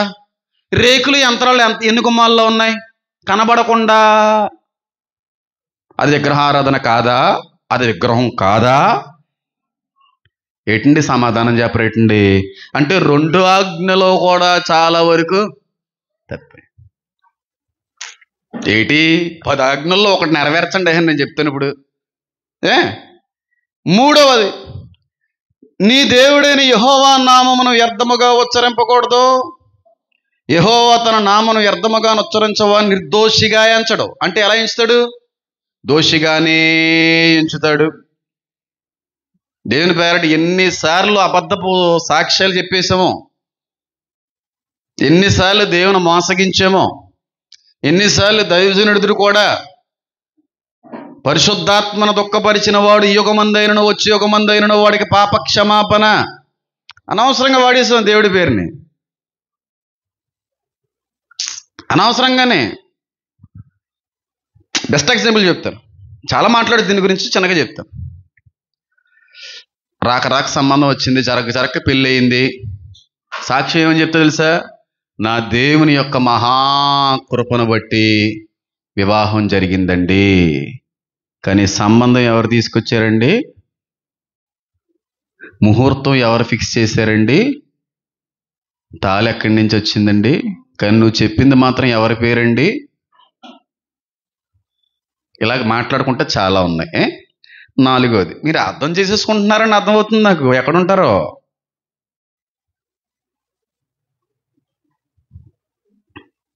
ఈ 10 ఆటల్లో ఒక 4 ఆటలని మీరు ఆచరించండి.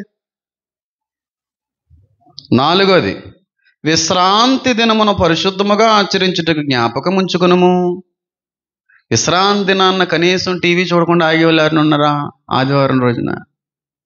ఆదివారం రోజు కనీసం మందిరంకి వచ్చే రోజునైనా సరే టీవీ చూడకుండా, సినిమా చూడకుండా, సుట్టా బీడీకి సిగరెట్ టీవీ కాల్చకుండా కనీసం ఒక్కరోజైనా, కనీసం ప్రభురాత్రి బల్ల రోజైనా. కొంతమంది ప్రశ్నిస్తున్నారు ఏమంటే విశ్రాంతి దినం శనివారం ఆదివారం చెప్పండి. ఎవరికది? శనివారం యూదులకి, ఆదివారం మనకే. ఆదివారమే విశ్రాంతి దినం. ఆదివారం ఆరాధనలు చేసుకున్నారు. కొత్త నిబంధన కాలానికి సంబంధించిన అపోస్తులు కావచ్చు, ఎవరికి ఆదివారమును వారందరూ సమాజ మందిరముగా కూడుకొన్నారు. క్రైస్తవ్యం మొదలైన తర్వాత ఆదివారానికి ప్రత్యేకత ఇచ్చాడు. ఆదివారమే ఆయన పునరుద్ధానుడయ్యాడు. శుక్రవారం సిలువ వేయబడ్డాడు. దీని గురించి మాట్లాడితే శనివారాన్ని ఆచరించే వ్యక్తుల దృష్టిలో బ్యాడ్ అవుతాను. కానీ అర్థమయ్యే విధంగా చెప్పే రోజు వచ్చినప్పుడు ఖచ్చితంగా చెప్తాను. ఆలోచన చేయండి. కనీసం విశ్రాంతి దినాన్నైనా పరిశుద్ధంగా ఆచరిస్తున్నామా? ఆ రోజు ఎన్ని బూతులు మాట్లాడతాం మనం? అంటే ఈ ఆజ్ఞలో మనం నిలబడగలిగామా లేదా? లేదు. 5వది, ఇక్కడ వరకుని చాలా simple and common and basic rules అన్ని పాస్ చేశాడు దేవుడు. చాలా సింపుల్ లాస్ అయ్యి మొదటి 4-5 కూడా. తర్వాత 5 ఉంటాయి చూడండి, అవి కఠినమేని. 5వ చూడండి, నీ దేవుడిని యెహోవా నీకు అనుగ్రహించి దేశంలోనూ దీర్ఘాయుష్మంతుడగునట్లు నీ తండ్రిని తల్లిని సన్మానించాలి. తల్లినే లెక్క చేయలేనటువంటి జనరేషన్లో ఉన్నాం మనం. ఉన్నావా తిన్నావా అనేది కూడా అడగలేనటువంటి జనరేషను. అమ్మను పట్టించుకోలేని జనరేషను. అమ్మ మూలపడి జ్వరంతో విలవెల్లాడిపోతుంటే అమ్మ కాలుకు నూనె రాయినా అని అడిగేటువంటి స్థితిలో కూడా లేని జనరేషను. ఊరే నా బిడ్డల్లారా, మీరు వెళ్ళేది ఎక్కడికో తెలుసురా? కనీస పరిచర్య కూడా, కనీస మాట కొరకైనా సరే అడగనటువంటి తరం ఉంది ఈ రోజున. అదే రొమ్ము పాలు తాగి ఆ రొమ్మును మర్చిపోయినటువంటి పిల్లలు చాలా మంది ఉన్నారు. అస్సలు అమ్మంటే ఉండదు, నాన్నంటే ఉండదు. పోనీ మీరు అంత ఆత్మీయంగా ఎదిగేశారా? దేవుడు తప్ప మీకు ఎవరో కనబడినంతగా ఎదిగిపోయారా పోనేమన్నా? పోనీ అలాగైతే మంచిదే. అయినా సరే బాధ్యత కలిగి ఉండాలని అన్నాడు దేవుడు యేసయ్య. ఆ బాధ్యతను యోహానుకు అప్పచెప్పి వెళ్ళాడు.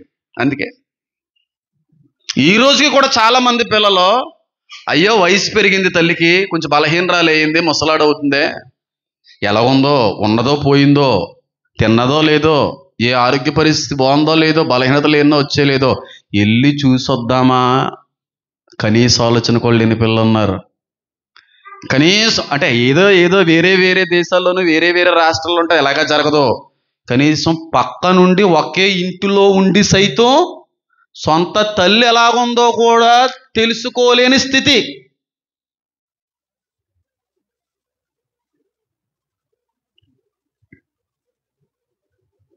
మా నాన్నగారు వాళ్ళ అమ్మగారిని నాన్నగారిని ప్రేమించినట్టుగా, మా అమ్మగారు వాళ్ళ అమ్మగారిని నాన్నగారిని ప్రేమించినట్టుగా లోకంలో ఇంకెవరో ప్రేమించరేమో అని అనిపిస్తూ ఉంటుందమ్మా. మా నాన్నగారి వయసు చాలా పెద్ద వయసు, 60 సంవత్సరాలు సుమారుగా వచ్చింది ఆయనకి. వృద్ధాప్యంలోకి వెళ్ళినటువంటి తల్లి చనిపోతే పసిబిడ్డలాగా కాలు పట్టుకుని ఏడ్చాడు ఆయన, అమ్మా అమ్మ అని. తల్లి లేని లోటు ఏటో బాగా అనుభవిస్తున్నాడు అనుకోండి. ఆయన కాళ్ళు పట్టుకుని ఏడ్చాడు. ఆయన ఓదార్చడం మా వల్ల కాలేదు. ఈ రోజున ఎవరు ఉన్నారండి?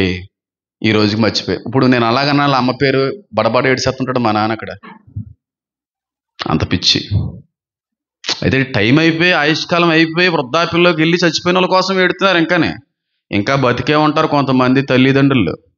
తల్లి లేకపోతే పూట గడవదు. తల్లి వెళ్ళి ఉద్యోగం చేయకపోతే కనీసం చేతిలోకి మెతికి కూడా రాదు. అమ్మ ఎలా ఉన్నావమ్మా, నువ్వు వచ్చి కూర్చోమ్మా, పని చేసి వచ్చాక సరిపోద్దులే అమ్మా, నేను వండుతానులే అమ్మా, కూరైనా అన్నమైనా అని అడిగే వాళ్ళు ఉన్నారండి ఈ రోజున. బయట గొడ్డులా కష్టపడాలి అమ్మ బాబులు, ఇంటికి వచ్చి మళ్ళీ వీళ్ళు సాకిరీ చేయడానికి ఇదో కష్టం. కనీసం అంటే కనీసం కూడా తల్లి యొక్క ఆరోగ్య స్థితి గురించి ఆలోచించినటువంటి తరం ఉందండి ఈ రోజున. ఒరే, మీరు పరలోకానికి వెళ్తానంటే నేను ఖచ్చితంగా నరకంలో ఉంటానురా. మీరే పరలోకానికి వెళ్తే నేను ఎక్కడ ఉంటానా? రెండింతలు తీర్పు కదా మరి నాకు. మీరు వెళ్ళిపోతారా పరలోకానికి?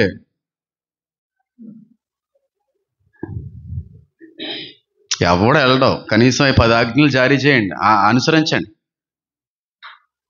సేవకులు సేవ సేవ సేవ సేవ సేవ అంటారు, 2 వేరే లెవెల్లో ఉంటుంది అది. కానీ మీకు ఇంకా వేరే లెవెల్లో ఉంటుంది. తల్లిని పట్టించుకోరు, అమ్మ బాబుల మాటను గౌరవించరు. ఎంత చెప్పినా సరే నీ మాటతో నాకేటి, నీ మాటతో నాకేటి అన్నట్టుగా మూర్ఖతరం కనబడతా ఉంది ఈ రోజుల్లో. తినేదంతా ఆల కష్టమే. మళ్ళీని ఆ బాబు బయటికి వెళ్ళి కష్టపడకపోతే 4 మెతుకులు రూపాయలు రావు. ఆ బాబు కష్టపడేటువంటి డబ్బులు కూడా సరిపోక ఆడది అన్నీ కూడా తగ్గించుకుని బయటికి వెళ్ళి కష్టపడే పరిస్థితులు వచ్చినా కనీసం వాళ్ళకి గౌరవం ఉండదు. నేనన్నదే, నేను చేసేదే, నేను జరిగించాలనుకున్నదే, నీ మాటతో నాకేటే అనేవాళ్ళు లేరా? మీరు సన్మానిస్తున్నారని మీరు అనుకుంటున్నారా? మీరు ఉండేది కూడా నరకంలోనే. ఓ ఏజ్ వరకే, ఆ ఏజ్ తర్వాత మెచ్యూరిటీ అనేది వస్తుంది. ఆ మెచ్యూరిటీ వచ్చిన తర్వాత కూడా అదే విధంగా వెళ్తే చాలా ఇబ్బంది. నాకు మెచ్యూరిటీ రాకముందు ఎప్పుడైనా నేను లోకంలో ఎవరి మాట అయినా ఎక్కువ గౌరవించిన, ఎవరి మాట అన్నా వినేది ఏదన్నా ఉన్నా దేవుడి తర్వాత మా అమ్మగారి మాట, ఎవరి మాట విన్నాను, తర్వాత చిన్నగడి మాట వింటాను. ఒకనొక ఏజ్ వచ్చే సమయానికి ఆవిడ మాట కూడా వ్యతిరేకంగా జీవించిన జీవిత అనుభవాలు చాలా ఉన్నాయి. కానీ ఈ రోజున మా అమ్మగారు ఏదన్నా చెప్తే నేను ఆగిపోతాను. నేను నిజంగా చెప్తున్నాను, నీ మాట నేను వద్దు అంటే ఆగిపోతాను. నేను మొన్న ఎక్కడికో వెళ్ళాలి, ఏదో అనుకున్నాను, వద్దు అన్నది. మా ఇంట్లో ఒకరిని తీసుకుని వెళ్ళడం, మా అమ్మ అన్నది కాబట్టి వద్దు. మా అమ్మ ఏదన్నా కరెక్టే అంటది. ఇది తెలుసుకోవడానికి నాకు చాలా టైం పట్టింది.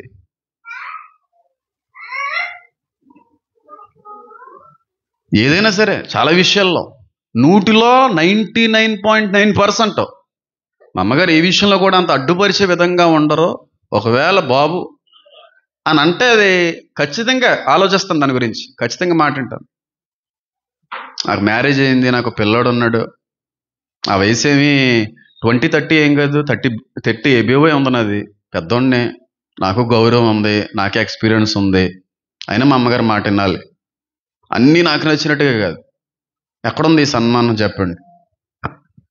కష్టపడి కష్టపడి కష్టపడి గుడ్డులో వస్తే అమ్మా నువ్వు పడుకో అమ్మా అనే పిల్లలు లేరండి ఈ రోజున. అనే పిల్లలు లేరు. ఇక్కడ కూడా చాలామంది ఫెయిల్ అయిపోయారు. ఇంకెన్ని ఉన్నాయి మనకి?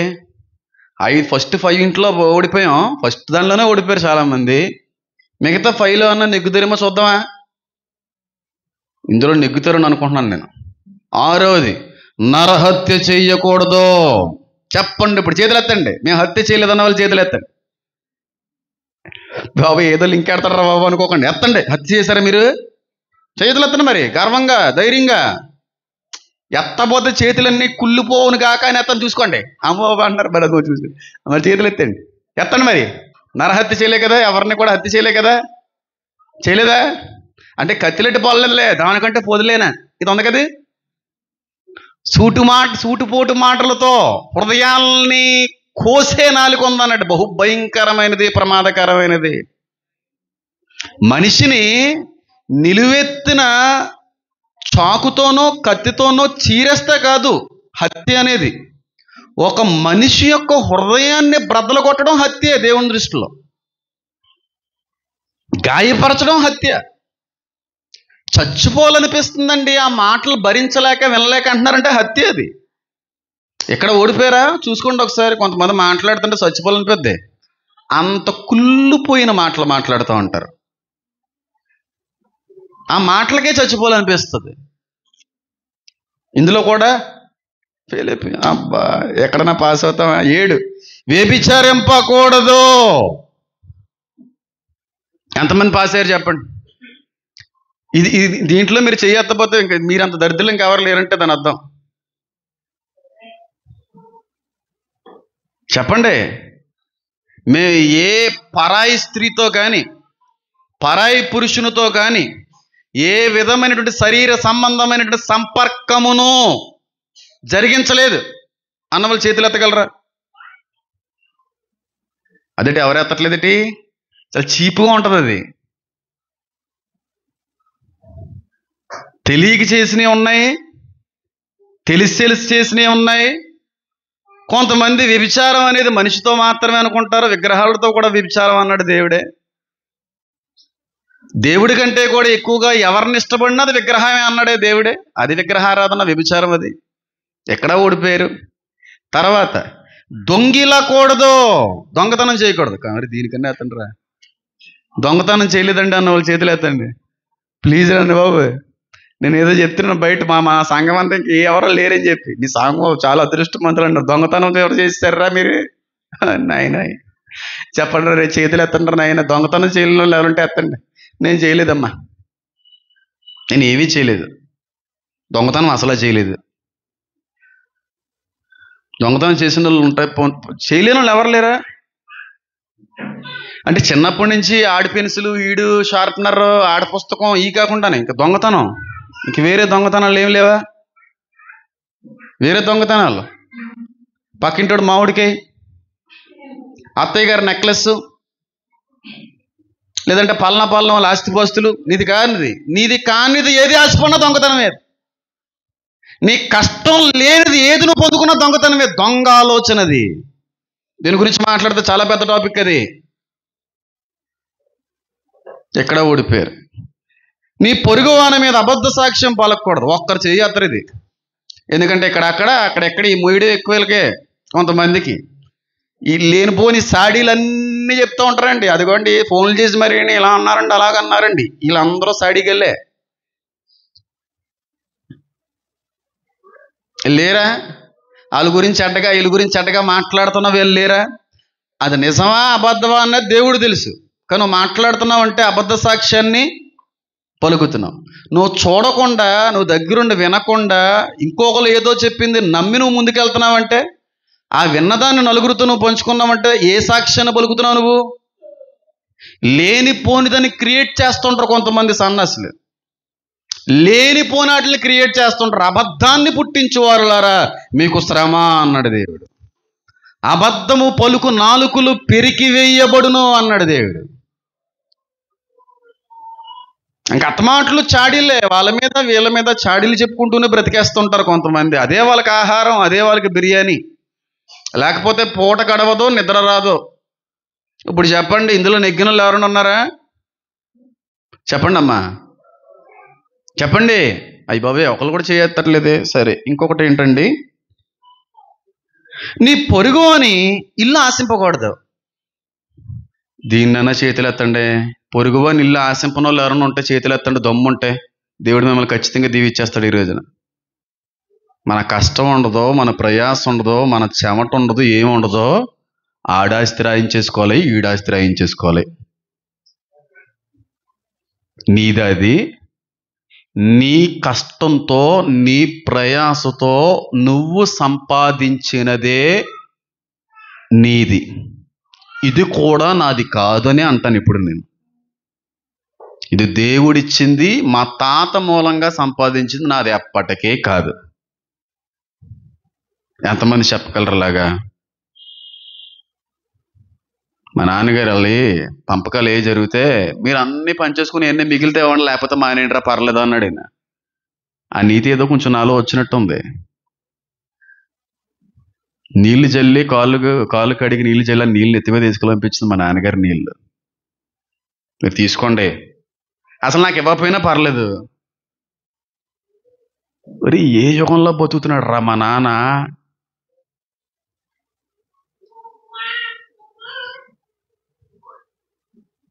సబాష్ నాన్నగారు, మీ కష్టం, మీ ప్రయాస, మీకు రావలసిన మీ తండ్రి తల్లిదండ్రుల యొక్క ఆస్తే మీరు కోరలేనప్పుడు మేమెందుకు కోరుకుంటాం? మీరు ఏది చేసినా ఓకే, మాకేం అభ్యంతరం లేదు. అనగలిగే పిల్లలు ఉన్నారా? ఏ నాన్నగారు అలా అనలేదా? మీదండి, మీ నాన్న అమ్మ బాబులు కష్టపడింది, నన్ను అడుగుతారేటి? ఏం చేయమంటారా హేమను? ఏం చేయమంటారు? అడగండి, మీ ఇష్టం, అది ఎవరికైనా రాసుకోండి, నాకు అది అవసరం లేదు. బైబిల్ పట్టుకుని చెప్తున్నాను ఈ మాట నేను. కొంతమంది నా శ్రేయోభిలాషులు జ్ఞానం ఉండి మాట్లాడుతున్నారని నా బంధువులు ఉన్నారు. ఎలా చెప్పో కానీ ఈ ఆస్తి కాదే, అక్కడ సంపాదించాను నా ఆస్తిని. అక్కడుంది నా ఆస్తి. భూమి మీద నా పేరు మీద ఏది ఉండకుండానే బతకాలి, ఏది ఉండకుండానే చచ్చిపోవాలన్న ఏకైక సంకల్పంతో ముందుకెళ్ళిపోతున్నాను. భూమి మీద ఈ రోజు వరకు, ఆ రోజు వరకు, చచ్చు వరకు హేమాను అనేవాడి పేరు మీద ఏమీ ఉండకూడదు. చివరికి కారు కూడా మా అమ్మగారి పేరు మీద ఉంటుంది. నాదంటూ ఏమి ఉండకూడదనే ఒక ఆలోచనతో వెళ్తున్నా ముందుకు నేను. నీ పొరుగు అని ఆస్తిని, ఇల్లుని ఏం చేయకూడదు. నువ్వు కష్టపడి నీకు ఇల్లు కట్టుకోవాలనుకుంటే, ఇల్లు సంపాదించాలనుకుంటే, నీకంటూ ఒక ఇల్లు కావాలనుకుంటే నువ్వు కష్టపడి నీ కష్టార్జితంతో వెళ్ళి సంపాదించి కట్టి అక్కడ సకల భోగాలు అనుభవించు. నీకు అందులో ఏ విధమైన సంబంధం లేదు, వచ్చే అవకాశం లేకపోయినా ఏదో రకంగా దాని లబ్ధిని పొందుకోవాలనుకునేవారులారా, నరకంలో మీ ప్లేస్ చాలా గొప్పదే. ప్రసన్న గారికి ఎంత వస్తుందో నాకు తెలుసు.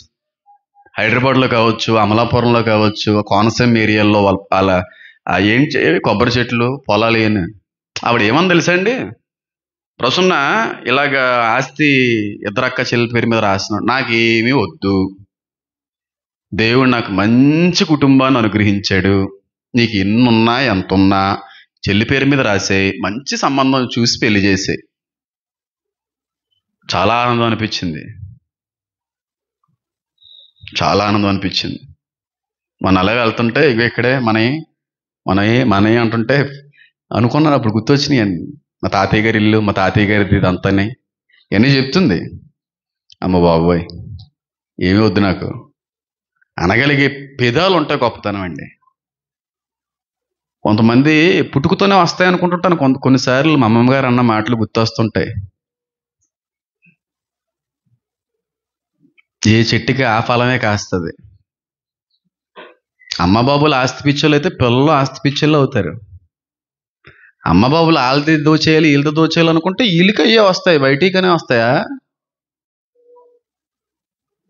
నీ పొరుగు అనేది ఏది ఆశించకూడదు. దీని గురించి మాట్లాడమంటే 2 రోజులు మాట్లాడతాను నేను. మనం మీటింగ్కి వెళ్ళాను, చాలా బాధ వేసింది. అందరికీ ప్రేయర్ చేస్తాను చేయించుకోవడానికి వస్తే. పాస్టర్ గారులే వద్దు సార్, టైం వద్దండి, మళ్ళీ ఎప్పుడు వస్తానో తెలియదు. వాళ్ళు ఎంతో ఆశతో వచ్చారు కదా, అటు వారిని త్రోసి వేయొద్దు అన్నాడు నా దేవుడు. నేను చేసే వెళ్తాను సార్, 12:30 అయిపోయింది, 1 గంట, పర్లేదు సార్ చేసి వెళ్తానండి. చాలామంది వస్తుంటారు. ఒక ఆవిడ గొల్లని ఏడిసేసింది వాళ్ళ భర్త నిమిత్తమై. డైరెక్ట్గానే చెప్పింది ఆవిడ యొక్క శ్రమ. వేరే ఫ్యామిలీతో ఉంటారండి, మందు పెట్టేశారండి, వాళ్ళు మందు పెట్టేశారండి. నా భర్త అలా ఉంటాడు కదండి, మందు పెట్టి అలాగే చేసేసారండి అని చెప్పి ఏడ్చింది ఆ వ్యక్తి. చాలా గొల్లుని ఏడ్చింది. మందులు పెట్టి ఒక మనిషిని వశపరుచుకుంటే, నేను అంటున్నాను బైబిల్ పట్టుకొని చెప్తున్నాను, నేను అన్న తర్వాత అది కానీ నెరవేరకపోతే నేను దేవుడి దగ్గర ఒప్పుకోను.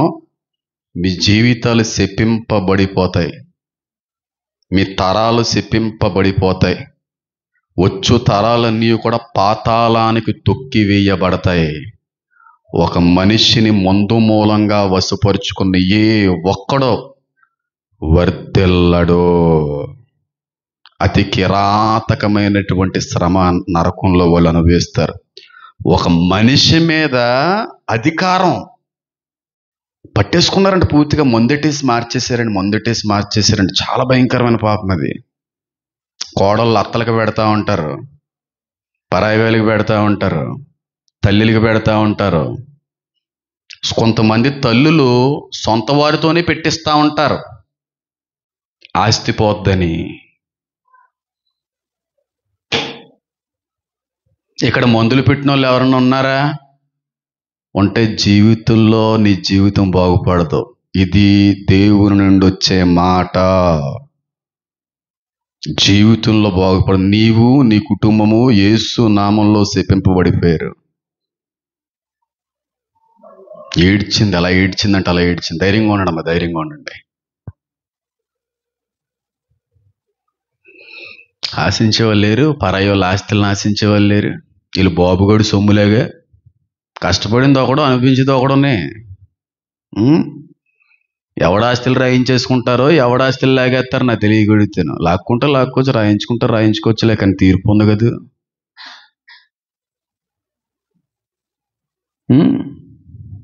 ఎవరు వాళ్ళు పడుతున్నప్పుడు వచ్చేయాలి, మనకు ఆస్తి వచ్చేయాలి, వాళ్ళకి వెళ్ళకూడదు. ఎంత దారుణం అంటే అంత దారుణం అండి. నీకు ఏ సంబంధం ఉంది? ఆయన సంపాదించిన దానికి నచ్చిన వాళ్ళకి రాసుకుంటారు. నువ్వెవతవే చెప్పడానికి? నువ్వు ఎవడరా చెప్పడానికి? వాళ్ళ కొడుకు రాసుకుంటాడా లేకపోతే ఇంకోటి రాసుకుంటాడా? నీ ఇష్టం, వాళ్ళ ఇష్టం. నువ్వెవరు చెప్పడానికే? నీదా?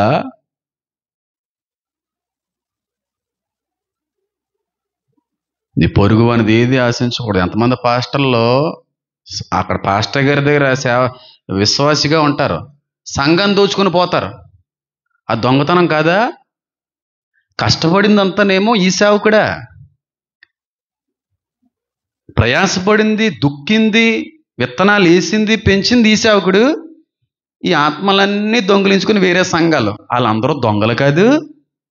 వాళ్ళు బాగుంటారని ఉందా బైబిల్లో? ఎప్పటికీ బాగోరు.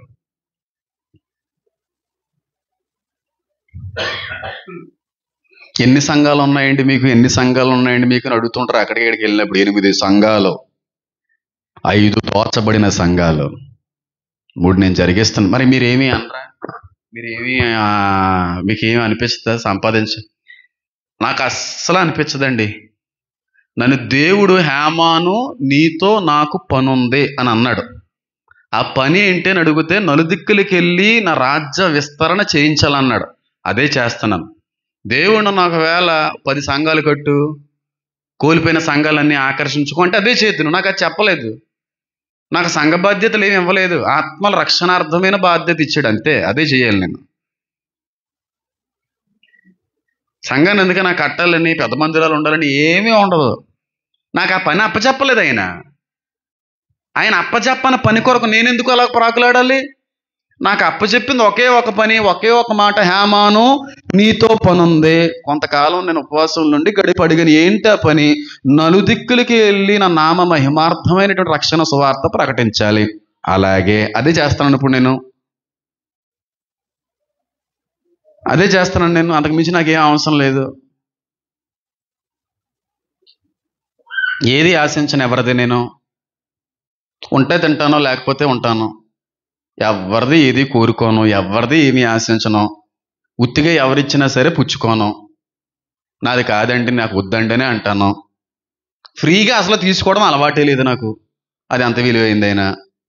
నిన్న కూడా ఒక సిస్టర్ గారు ఫోన్ చేశారు. ఎక్కడి నుంచి? నెల్లూరు నుంచి.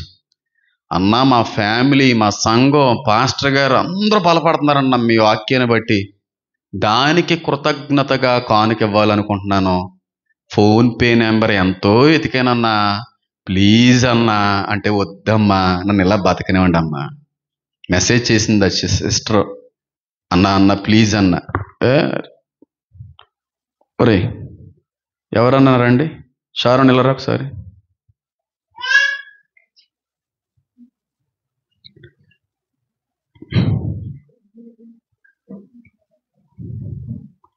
లేని ఏం చెప్పనండి అమ్మా.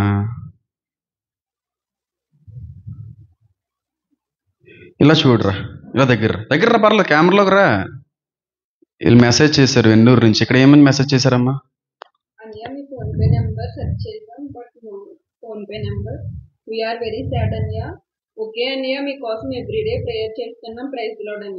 కూర్చోమ్మా. లేని మాట అమ్మా, మేము చాలా బాధపడుతున్నాం అన్న. ఫోన్పే నెంబర్ ఇవ్వనందుకు. ఇవ్వనమ్మా. ఇలాంటి ఈ రోజుకి ఇన్ని తీసుకొని నేను, నాకు దేవుడు ఒక సంఘాన్ని ఇచ్చాడు. నా సంఘం నన్ను పోషిస్తుంది చాలు. అస్సలు వద్దు నాకు. వాళ్ళకు సేవకులు ఉన్నారో, వాళ్ళకు పరిచయం ఉంది, అక్కడ ఇవ్వండి. నేను ఎందుకు సంఘాన్ని తిడతానో తెలుసా? నేనేదో గొప్ప ఉన్నాను కాదు, కానీ నేను ఒక పరిపక్వతలోకి వెళ్ళిన తర్వాత కనీసం ఆ స్టేజ్కి రావాలని ఆశతో తిడతాను నేను. మా తాతయ్య గారు అనేవారు, నా వంటి వారు ఎప్పుడవుతారు నా బిడ్డల్లారా అని తిట్టేవాడంట ఆయన. ఇన్ని లాట్ ఆఫ్ మెసేజెస్ ఇలాంటి. నాకు వద్దు అది. ఏది ఆశించను. దేవుడు ఏదిస్తే అది తీసుకోవడం నాకు అలవాటమ్మా. నేను ఏది కావాలని కోరుకోను, అడగనాయని. నువ్వు ఏది ఇచ్చినా తీసుకుంటానయ్యా. అది చిన్నదైనా పెద్దదైనా ఏమీ లేకపోయినా నువ్వు ఇచ్చిందే తీసుకుంటాను. నువ్వు ఇవ్వంది ఏదే నాకు వద్దు. ఇదే ఆలోచనలో వెళ్ళిపోతుంది పరిచర్య. ఎంతమంది ఫోన్ చేస్తుంటారు, అన్నా అడ్రస్ చెప్పండి అన్నా, సంఘానికి వస్తామన్నా, మేము కనెక్ట్ అవుతామన్నా. వద్దండి, ఏం వద్దండి. మా తాతయ్య గారు చిన్న సంఘాన్ని ఇచ్చాడు, ఆ చిన్న సంఘం చాలు నాకు. కొత్త వాళ్ళు ఏం వద్దు, మీ సంఘాలకు మీరు వెళ్ళండి. నా పరిచయం బయట ఉంది, ఇది కాదు. నా బాధ్యత బయట ఉంది, అంతే చెప్తాను. ఫీల్ అవుతుంటారు కొంతమంది. నిన్నటి నుంచి మెసేజ్ ఎవరు, నేను ఇప్పుడే చూశాను, నేను రిప్లై కూడా ఇవ్వలేదు బ్రదర్కి. రాజమండ్రి షెల్టన్ హోటల్లో ఒక మంచి చెఫ్, అన్న అడ్రస్ పెట్టండి అన్న ప్లీజ్ అన్న. మొన్న కూడా నేను ఏ మీటింగ్కి వెళ్తుంటే మీటింగ్కి వచ్చేస్తారంటే అబ్బాయి నాకు తెలియదు, మీరు ఎక్కడ మీటింగ్ అంటే అక్కడికి వెళ్ళిపోతుంటానన్నా, మీ నోటిఫికేషన్లు చూసాను, వచ్చేసాడు. అవునా, ఎక్కడి నుంచి వచ్చాను? పలానా చోట నుంచి వచ్చాను. మీరు ఎప్పుడు మీటింగ్ అని చూస్తే వచ్చేస్తుంటానన్నా అన్నాడు. ఆ వ్యక్తి అడిగాడు, మీ అడ్రస్ చెప్పండి అన్నా, వస్తానండి. మీకు సంఘం ఉంది, వాక్యం లైవ్లో వెళ్తుంది చాలు. ఆశించకూడదమ్మా దేన్ని. కలిగి ఉన్న దానిలో ఏం చేయాలనుంది? తృప్తి పడండి. చూడండి తర్వాత, పొరుగు వాళ్ళని ఆశ. తర్వాత, నీ పొరుగు అని భార్యనైనను, అతని దాసునైనను, అతని దాసీనైనను, అతని ఎద్దునైనను, అతని గాడిదైనను, నీ పొరుగు అనేది నేను ఆశింపకూడదు. పొరుగు అని భార్యను ఆశించకూడదు.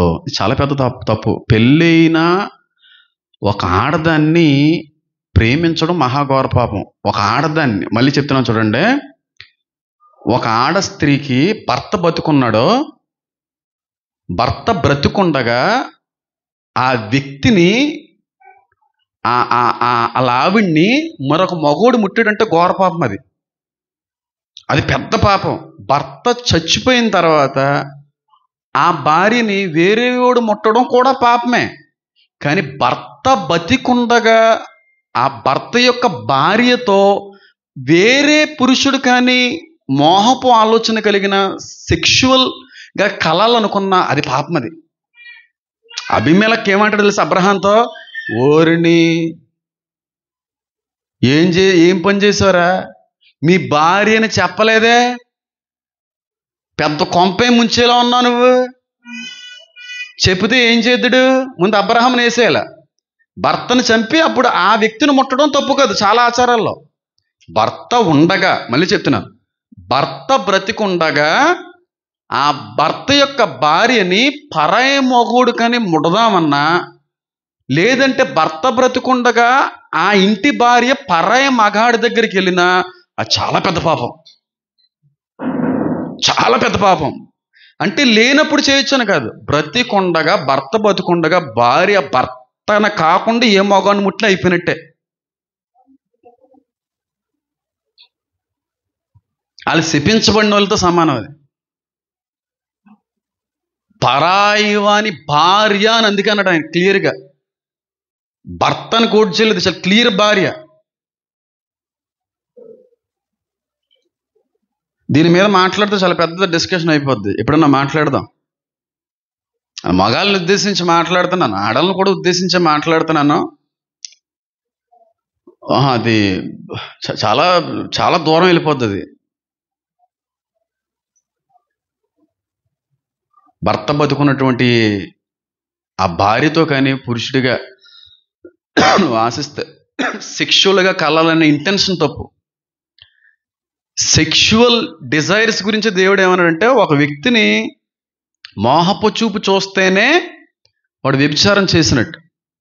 మోహపు చూపు. నేను అడుగుతున్నాను ఇక్కడ ఉన్నటువంటి ఆడోళ్ళని, మగల్ని కూడా, ఎంతమంది, నేను ఎలా తప్పుగా అంటున్నాను అనుకో, ఒక ఆడదాన్ని, అది కూడా పెళ్ళి అయిపోయినటువంటి వాళ్ళ, పెళ్ళి కాని వాళ్ళైనా, ఒక ఆడదాన్ని చూసి దాంతో సెక్షువల్గా కలాలి, శారీరకంగా వ్యక్తితో నేను సుఖాన్ని అనుభవించాలి అనే ఆలోచన వ్యభిచారం. సెక్స్ చేయాలి, సెక్షువల్గా కలాలి.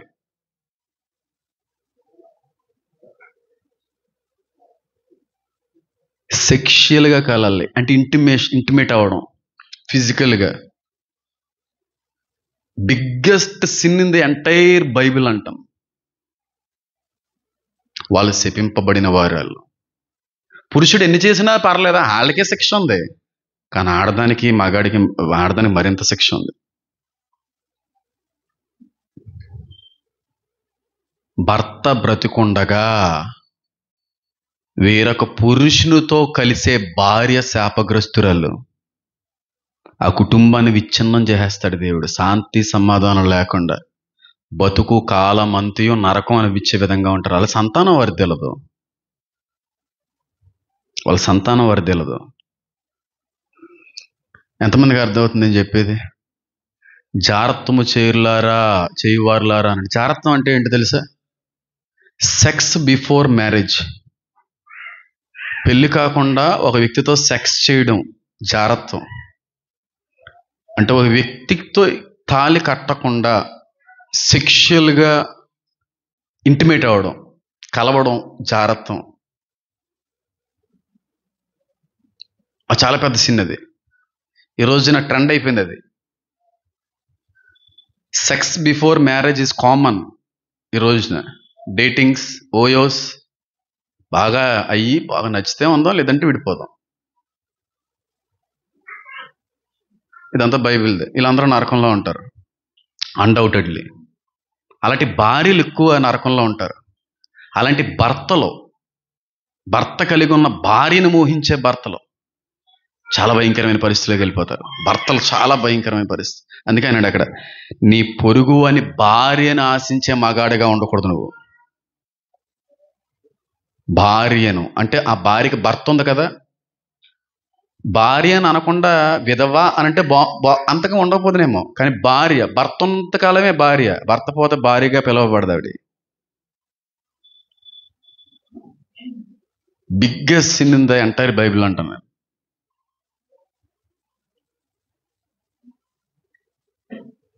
ఇందులో ఎంతమంది ఎగ్గారో మీ మనసాక్షికి తెలియను గాక. వీళ్ళందరికీ నరకం ఉంటుంది. ఇంకా చెప్పొచ్చు, టైం లేదు. సార్, మరి పరలోకంలోకి వెళ్తామా లేదా? బాప్తీసం ఉందా, రక్షణ ఉంది, పరలోకంకి వెళ్ళే అవకాశం ఉందా, నరకంకేనా, ఎలా తెలుసుకోవాలనుకుంటే లాస్ట్ అండ్ ఫైనల్గా చాలా చెప్పాలి, టైం లేదు. ఒకవేళ నువ్వు ఏర్పాటులో ఉన్న వ్యక్తివైతే చచ్చిపోయేలోపు పశ్చాత్తాపడతావు. పశ్చాత్తాప పడకుండా చచ్చినోళ్ళు ఏర్పాటులో లేనివారు. పశ్చాత్తాపం కలిగి చనిపోయిన వాళ్ళు ఏర్పాటులో ఉన్నవారు. నీకు ఎలా తెలుసు? సంసోను, పేతురు, మా పెద్ద మామయ్య,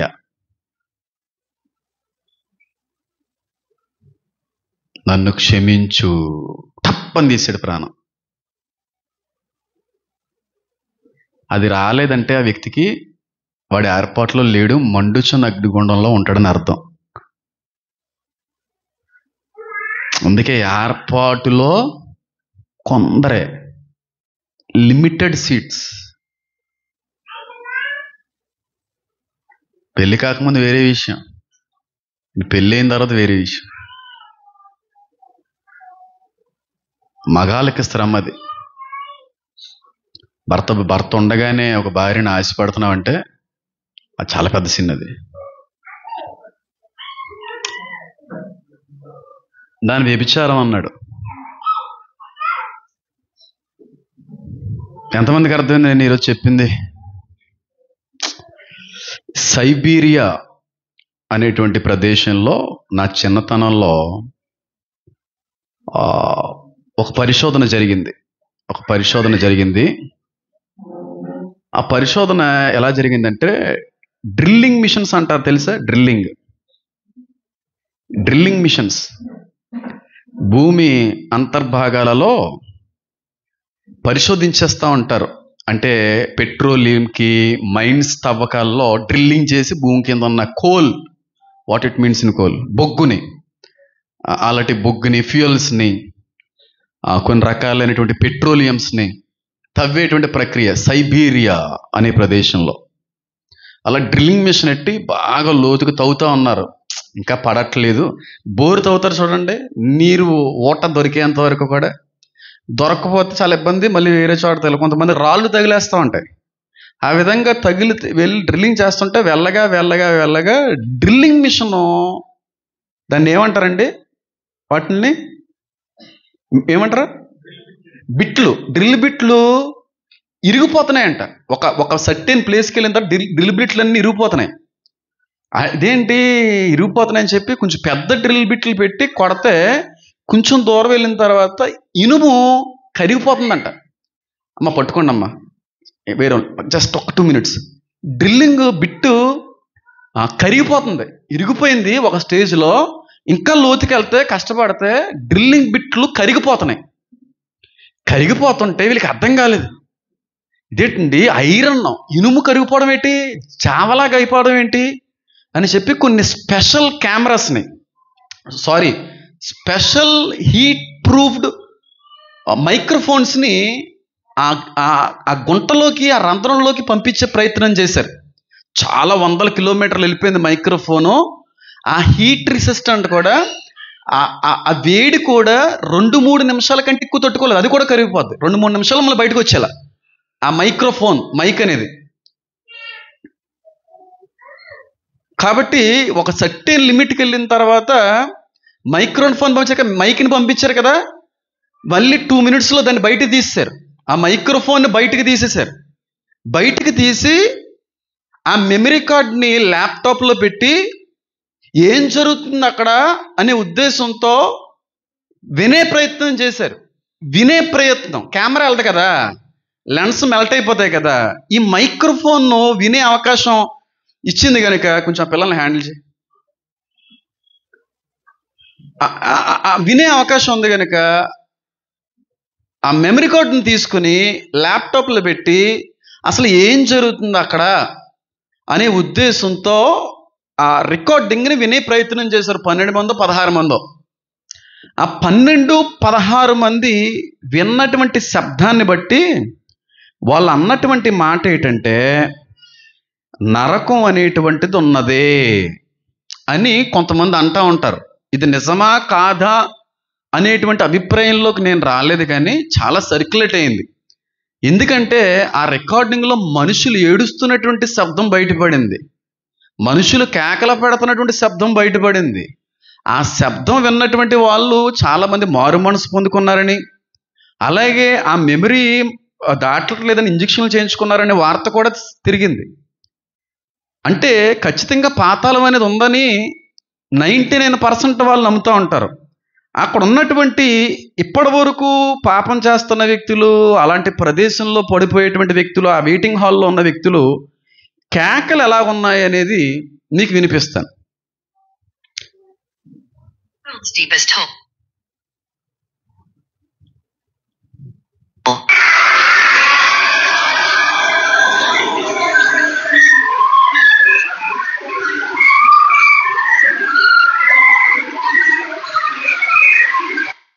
ఇది డ్రిల్లింగ్ మిషన్ మైక్రోఫోన్లో దొరికినటువంటి ఆధారం. మనుషులు కేకలేనంటారా, లేకపోతే గుర్రాలు కుక్కలు అయ్యానంటారా? పరలోకం ఎంత నిజమో నరకం అంత నిజం, పరదేశు ఎంత నిజమో పాతాళము కూడా అంతే నిజం.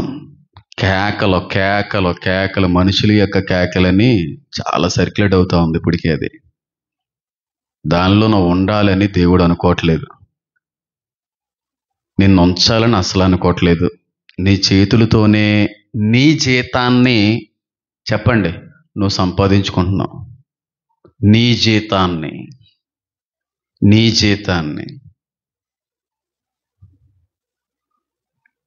ఇష్టం. కాదుకూడదంటే నువ్వు కావాలని కోరుకుంటున్నావు కాబట్టి దేవుడు మాత్రం ఎలా తప్పించాలనుకుంటాడు? కోరుకుంటున్నావు కావాలని, నేను అక్కడికే వెళ్తాను అంటున్నావు, నీ ఇష్టం. చెప్పడం రాయించడం ఆయన ఇష్టం, బోధించడం నాకు దేవుడు ఇచ్చిన బాధ్యత. తర్వాత మీ ఇష్టం.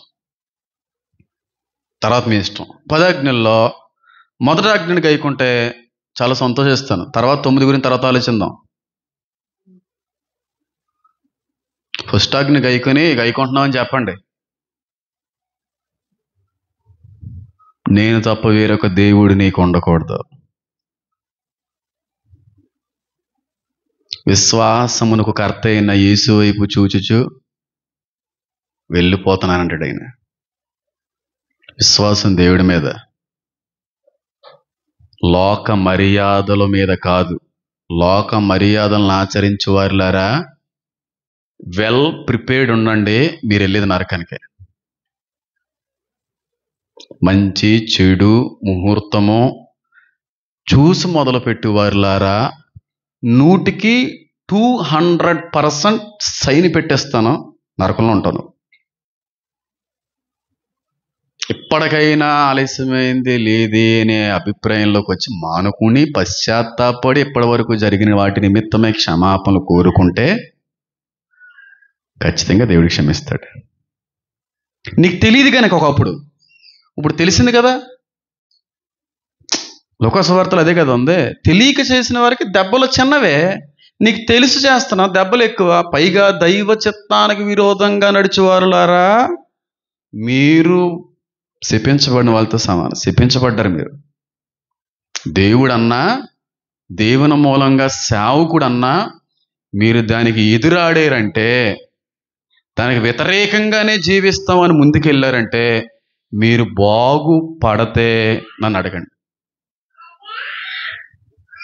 దైవజనుడు వద్దు అన్నాడంటే వద్దు, అయినా వెళ్తానంటావా? వెళ్ళు, నీ ఇష్టం. అది చెప్పడం నా బాధ్యత. చెప్పకపోతే ఆ పాపంలో నీ పాత్ర ఉంటుంది అన్నాడు కదా హెస్కేలుతో,